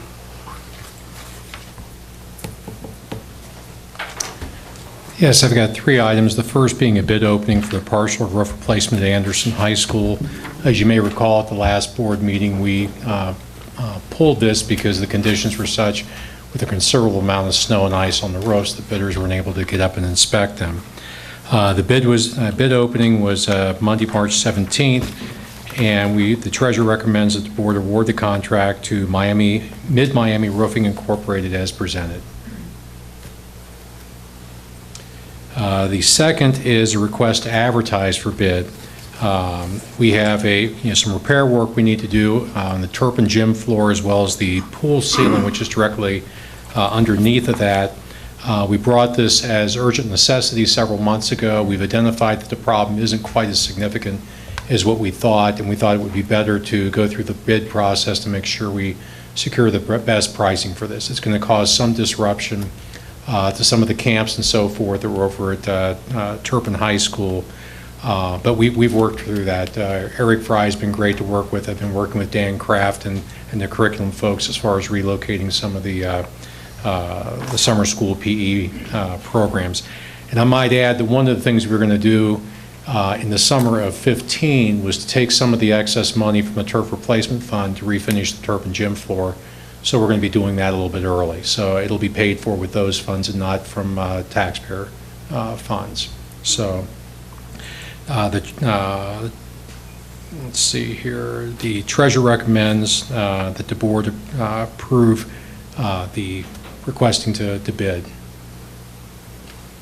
The last item is the replacement of the district phone system. The district phone system is about 15 years old. It's being held together with chicken wire at this point. We have no ability to expand the phone system whatsoever in any of our buildings. I will reference the fact that, Mr. Smith, when you're in Washington and want to listen to a board meeting, I have to crawl back into the closet back here, unplug somebody's telephone, and drop a wire from the ceiling. So it'll address that. And we've got no flexibility. One of the big things that we have to do every year is when we're moving phones, people move offices and so forth. It's a major undertaking where it's basically, the phone will follow them. So we've looked at this over the course of the last couple of years and worked with the consultant to spec a voice over internet phone system. We issued an RFP compliant with E-rate funding, and it's my intent to send that agreement to the E-rate folks tomorrow because it's qualify for that. So the treasurer recommends the board approve the agreements with Cincinnati Bell Telephone Company LLC for the hosted voice over internet phone system, and it's for a 5-year agreement beginning July 1st, 2014 through June 30th, 2019. Thank you. That was a 50-page contract. Can we assume that legal counsel has... I wouldn't come up here if I didn't have legal. I delayed a trip last week to make sure we got that in. To their credit, Cincinnati Bell was great to work with, and every change that Ennis Roberts suggested, they made. And then I sent it back to them to make sure they were in there. So, and I want to thank Christine. Christine was great in working through this because she helped on all the technical aspects of this. So it was a nice cooperative effort. Thank you. Treasurers, our district insurance. Mr. Tepfer. 14.1, the district's property liability, errors and omissions, and fleet insurance expires April 1st. Every year, the renewal is really broken into 3 pieces, and I kind of outlined those for the board, but industry and the market, where that's at, coverage changes as well as our claims. As we all know, the last 5 years have been pretty challenging with catastrophic losses, so a big chunk of our renewal is really focused on that and the economic downturn that we had. We did have some coverage changes, and we outlined those. We were surprised to find out even some of the underwriting standards have changed regarding flood zones and things like that, so we had to make some additional changes, adding Kentucky as under workers' comp for any time we travel there, and as well as the flood coverage at one of our elementaries. And then, but from a claims standpoint, we actually had our best claims year, and probably in 15 years, with little or no claims. So through competitive bidding of this, we really got, the claims piece of this is almost zero, but about 60% of the increase is due to those catastrophic costs, and almost a third of the increase is due to our claims changes. So we had a very small change, but bottom line is year over year for the district's comprehensive package, it's a 12.03% increase. It's recommended the board approve the insurance carriers per the attached premium summary that's been outlined to the board through our insurance group, Barry Insurance Group, for the period April 1st, 2014 through April 1st, 2015. Any questions about that? Okay. Item 14.2, the treasurer's report. In A, we have the donations, and Turpin Band Boosters want to highlight this month, large donation. As always, we're very appreciative of our supporters. Item B, we have a statement of board accounts. All funds in good condition. We have one that we're waiting on some funding, Carl Perkins, Fund 524, but we've met the criteria. We have funding requests outstanding and general fund dollars to support it, so that's not a problem. Item C and D, or C, we have our general fund receipts. little over 83% of our revenues received. We should have a big TIF check coming soon once we get our settlement, so you'll see that maybe next month. Items D and E are our expenditure patterns for this year. This is when we start to wrap up the major expenditure plans for the year, make sure we're in line, we don't have any issues with regard to our overall appropriation levels. If so, we'll be bringing some changes back to the board. I think we're okay. We'll be moving money where it needs to be based on the needs of each of the departments as we finish out the year. But our appropriations are in line at the moment. Item F is our bank reconciliations, G, investments, H, our amendments to the appropriations. We have increasing as we actually get additional funding levels.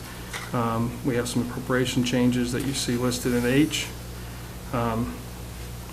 In I, we have asking the board to approve board service fund expenses. In J, this is the transfer that we talked about several times. It's the transfer funds from the general fund to the permanent improvement fund. We've budgeted in our 5-year forecast almost a little over $586,000. We're asking this transfer for $585 and $585,703. So we're under that, right at it actually, and these cover all the projects that Ray has brought to the board last meeting as well as this meeting that we know of. There may be some additional expenses that we'll have to pay through the permanent improvement fund, but the bottom line is our general fund, our operating dollars are going to support the capital improvements that we're doing this summer, which we know is a challenge, but I want to make sure we keep bringing that up. You only have $297 left, right? Yeah, not a lot.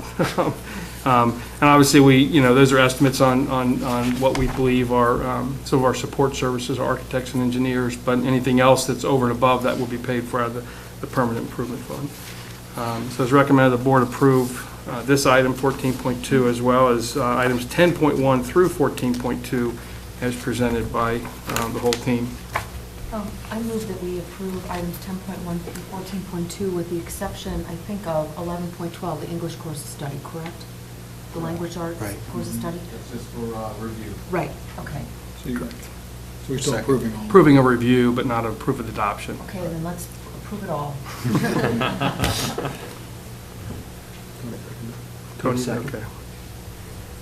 Was there a second? Yes, 20 seconds. You know, Rick, you started giving to us a couple of years ago the amount of the appropriations that have been spent at this time of the year and comparing it to our 3-year average. I'm always amazed at how close it is month to month. I mean, it's a good barometer of where we are. And this month we're within 0.69% of the 3-year average. And that's a helpful measurement. Well, and we're trying to, and our whole team is working on trying to tighten those appropriations up. Obviously, the economy tightened it for us, and we're now working with those constraints, but it is a good measurement, and it lets us know kind of where we are as we head for the last quarter of the year. Right. Well, thank you. Any other discussion? Ms. Chetler? Mrs. Bissinger? Yes. Mr. Hemmelgarn? Yes. Dr. Heiss? Yes. Mr. Smith? Yes. Mr. Fruman? Yes. I have to apologize to Mr. Dominic Wolfer, if you're still here. Yes, there you are. We held the public commentary section for somebody that wanted to speak to us but didn't make it back. So if any of you see him, tell him we waited. I don't see him here. That's Mr. Hazenfield is not here, is he? No? All right, so Mr. Wolfer, thank you for waiting. I apologize. Now is your opportunity to talk to us.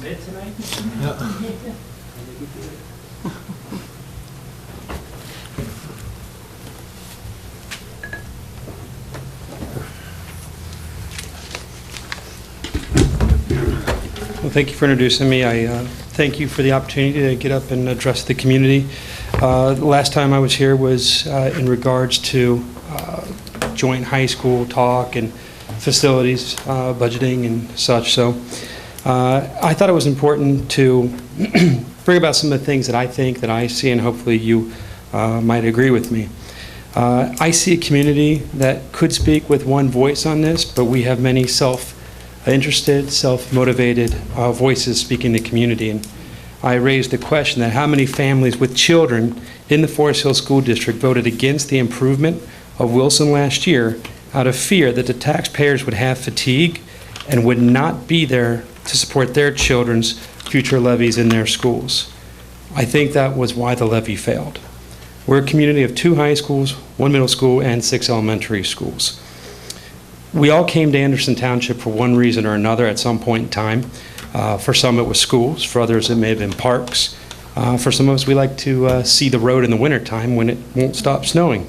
And me, like maybe some of you, like the salmon of the Northwest, we just returned to the original spawning grounds. So did our own thing, came back. The question I ask is, why will the next family who's not from Anderson move to Anderson? There's a lot of competition out there building better schools in communities adjacent to ours and some extended counties that have a unified vision of K through 12.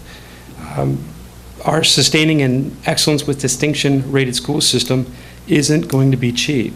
And it shouldn't be an option for Anderson Township residents in the upcoming November election determining whatever this committee puts together. But the way I see it is that whether we join a high school or not and what the costs are for the maintenance, cost can't be the only decision in determining how we move forward.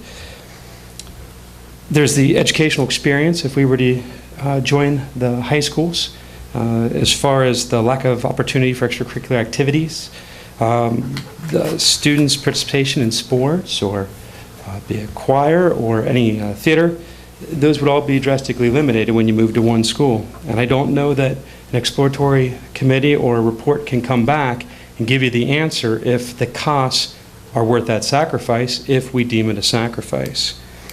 The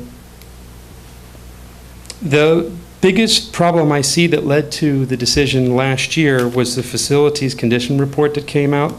It didn't intend to be controversial, but when you don't give equal distribution of resources to all schools, you're automatically going to have a divided house. People saying, well, why should this school get rebuilt and why should this school only get new chalkboards? So that's the problem that I see with the report. You know, there's a couple different ways if you really wanted to be fair in allocating money. One, you could figure out the taxes paid to each school from the residents within those lines and allocate the money according to where their children or where they live. That's probably not feasible. You could simply say, here's the pie, cut it up into equal parts and do it. I think the logical way to do it is to use that report as a guide and move forward. It's not going to be good for everyone in equal fashion. Some schools won't get the same improvements as other schools would get. My child, my oldest one, is in kindergarten right now at Wilson Elementary, and I've got 3 more coming after her. I look at this as I could wait until my kids are in middle school or high school to start getting involved. But I know that they're going to go to Nagel and then to Turpin High School. And it's important to have a clear path as far as the way I see my kids' future, as well as I think that's important for the voters and the constituencies in all these different school and neighborhoods to see a clear path. I think it's important that whatever the report comes back, that it's something that people can understand, whether it be 2 high schools or 1 high school, that it includes the recommended improvements for all the facilities for all the students based on that report, and to try to make sure that those particular items are conferred to the people who are out there looking for their children. What are we going to get out of this big levy that may come out? To have a clear path. That's ultimately what I'd like to see. I know I'm almost out of time, so I thought a good point that I like is from the movie Braveheart, where William Wallace says to Robert the Bruce, unite the clans, unite us, and we can have a school system that allows for the success of all students. Thank you.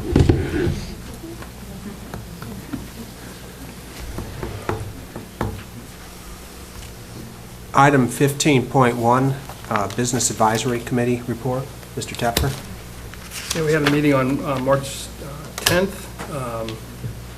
Main topics discussed, we did look at the updated state report card, the financial pieces of that, If you haven't been there, it's about 18 pages, but there's 2 or 3 pages that actually, it's all charts and graphs and put together pretty user-friendly. But I think they've changed the way that we've always reported cost per pupil, and that's kind of no longer specific to as a measurement. What they focus really on is classroom spending, is what percent of your operating spending is it in the classroom. I don't know if they're going to go back to the total cost, which I think is really a taxpayer total, but we actually measure well in any of these guidelines. We're in a comparison group of 5,000 to 10,000 students. There's 50 districts in Ohio that have between 5,000 and 10,000 students, and we have the 6th highest percentage spent in the classroom, 72.9 out of those, which is, like I said, pretty strong. We're looking at other areas to see how we could even tweak that even more.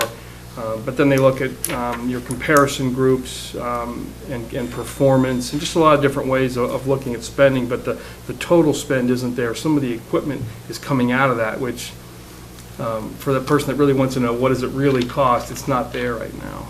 So I was concerned where we would stack up, but we do pretty well wherever we're looking at it. So, but we looked at that, and we looked at really communications and facilities kind of combined. We looked at the new publication, the cost, recycled paper, and all the financial information that people want to see. We looked at the facilities. We looked at levy results and scope, and how to sell facility upgrades. So we kind of spent a lot of time just kind of sharing ideas. And the one last thing to mention that after doing some additional research, I do think that our business advisory committee will need to be a board committee in order to comply. So in April, barring some change, I'll be bringing that as it'll be like the policy committee.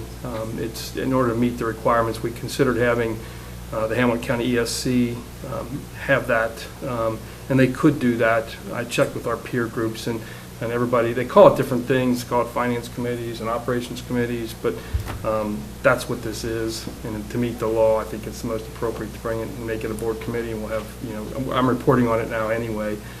So it'll be an open meeting, and anybody that wants to come and look at a lot of dull stuff, they can join us every other month. But Rick, may I interrupt? Yes. Just to clarify, it's a law that we have a, whatever you want to call it, a business, even though you were well ahead of the curve, it's now a law that occurs, so it's not optional, we have to do that. Right, we have to have, so the board has to appoint somebody to that capacity. We could have, the county's got an appointed committee that some have used as that to fill that role.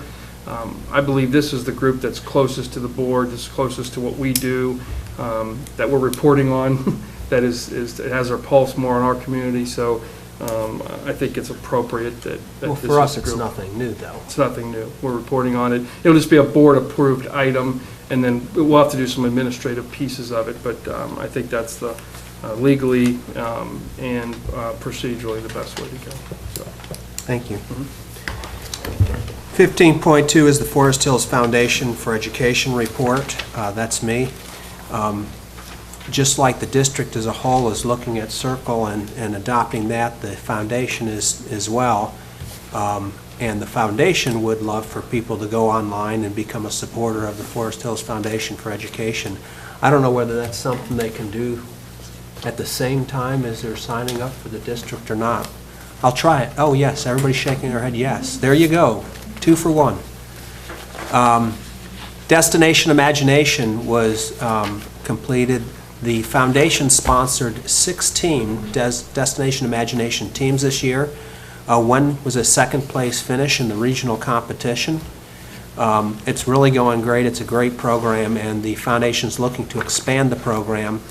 They'll be holding an information session before the end of this school year, so look for that, for parents and community members that want to know more about getting involved. The foundation completed its final ACT prep class just this last Saturday. They will have more classes in the fall, so be on the lookout for those. Lots of alumni activity. There was the alumni basketball game on March 1st, where they had 5 quarters in a 4-quarter game. It really was well attended. It was a great event. The alumni golf outing will be on July 19th, and planning has begun for the Distinguished Alumni event. That will be the second time. Last year, was it last November? Sounds right. That sounds good. It was a great, great event. Hopefully we can duplicate that again. I'll definitely be there. It was a great time. So if you're interested in nominating either a distinguished alumni for Anderson or Turpin High Schools, go to the foundation website at fhfe.org. Click on the homepage for alumni and you can nominate somebody. And then finally, the Forest Hills 5K is May 10th at 8:30 at Nagel. Lots of people are already signed up. You should too. District employees can do so for free, and so they definitely ought to do that. It's Mother's Day weekend. They say there'll be a special treat. What kind of treat do you get at a 5K? I don't know. That's the update. And next is our legislative liaison report. Randy? I attended a legislative conference in Columbus on March 14th and got updated on there's a lot of education activity in the legislature, but I would say most of it is, well, it's all significant because it impacts us, but it's not terrifically significant. For example, in the last couple weeks, the House has passed 2 education-related bills. One of them increases the number of school safety drills from 1 to 3. That's the law, but anyway, well, not yet, it's still in the House, but anyway, I'm trying to give you an example of how significant some of this legislation is. Now, another one grants superintendents the permission to expel students in certain situations in which a student threatens the safety or well-being of other students. There are a number of bills in this area, and they're both on different extremes, so that's more activity that's coming our way. Most of the work is about the mid-biennium review, and that may have some financial impact on us long-term, but after talking with Mr. Tepfer, it sounds like it's nothing that, I mean, like I say, everything always affects us, but it's nothing dramatic. Would that be accurate? That is correct. I did have a chance to meet with Representative Stapleton, who's the chair of the House Education Committee, and who, by the way, is a former board member, so he does have some empathy for what we're going through.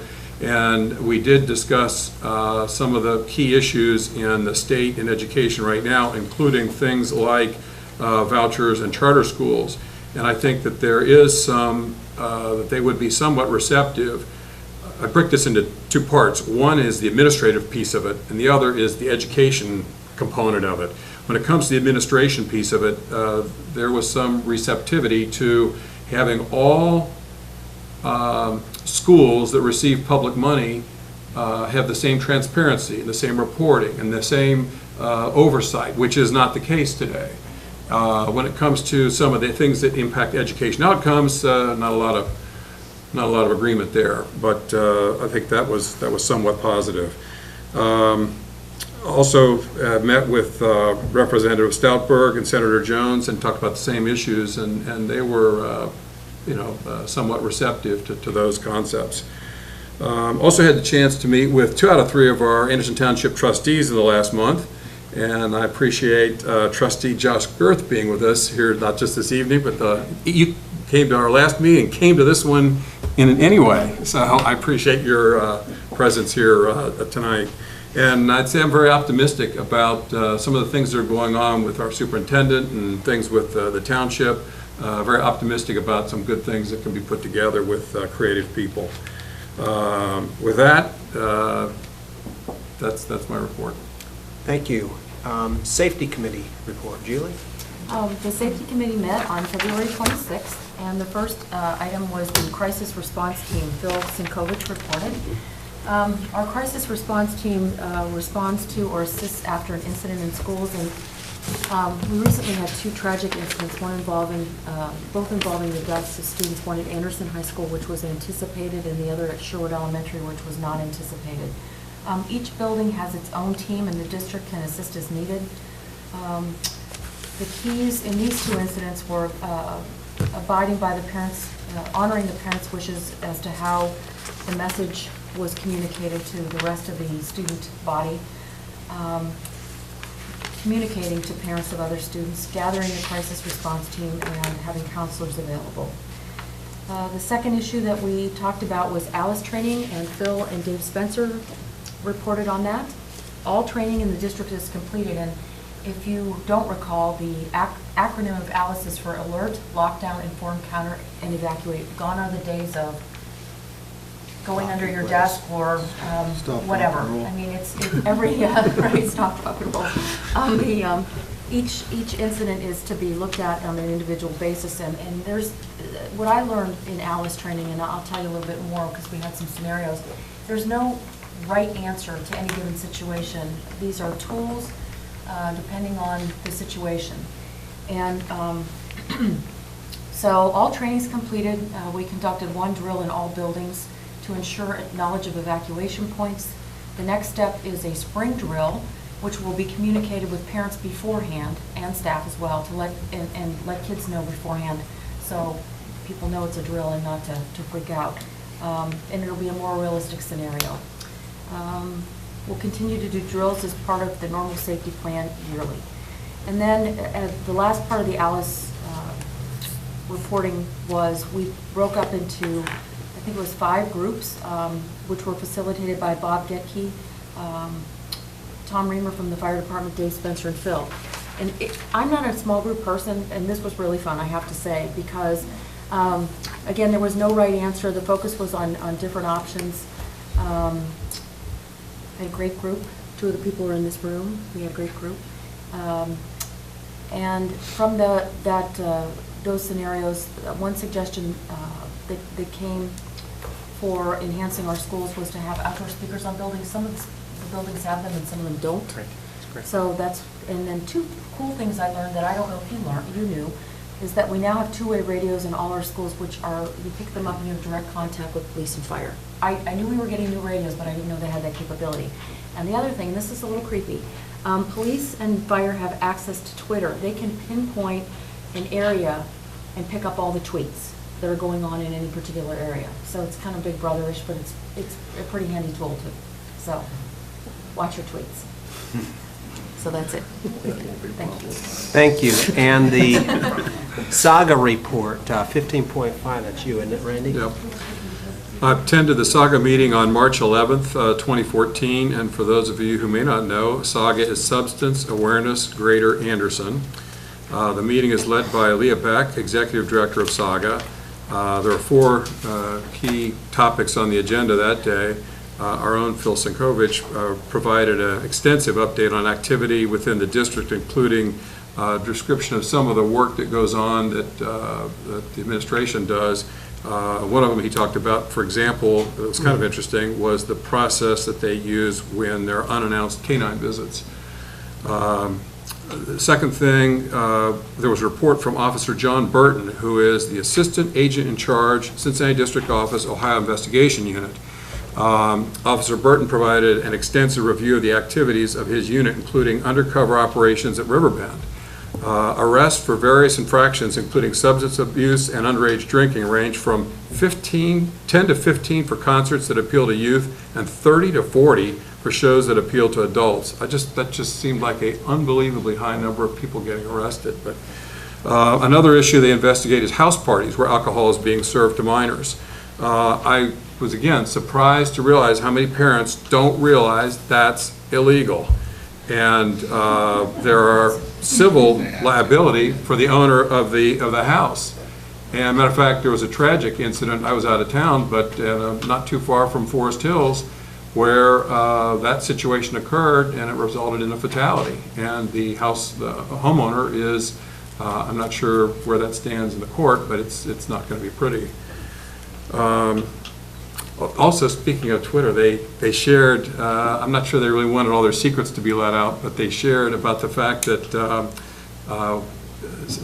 young people will essentially incriminate themselves on Twitter or on Facebook at a concert, and they're able to zero in and target in and go after people who are bragging about doing something that's illegal. Anyway, The third thing that came up is the elementary school letter program. They'll implement that as usual, and I think that's where the elementary kids write letters to the high school kids just before prom. The fourth thing was the high school youth summit is being postponed until fall. So that's my report from Saga. Thank you. We don't have any executive session this evening. Our next regular board meeting is April 28th, 2014 at 7 p.m. We have a work session on Saturday, April 12th at noon, correct? You're all welcome to attend. In fact, we would encourage you to attend.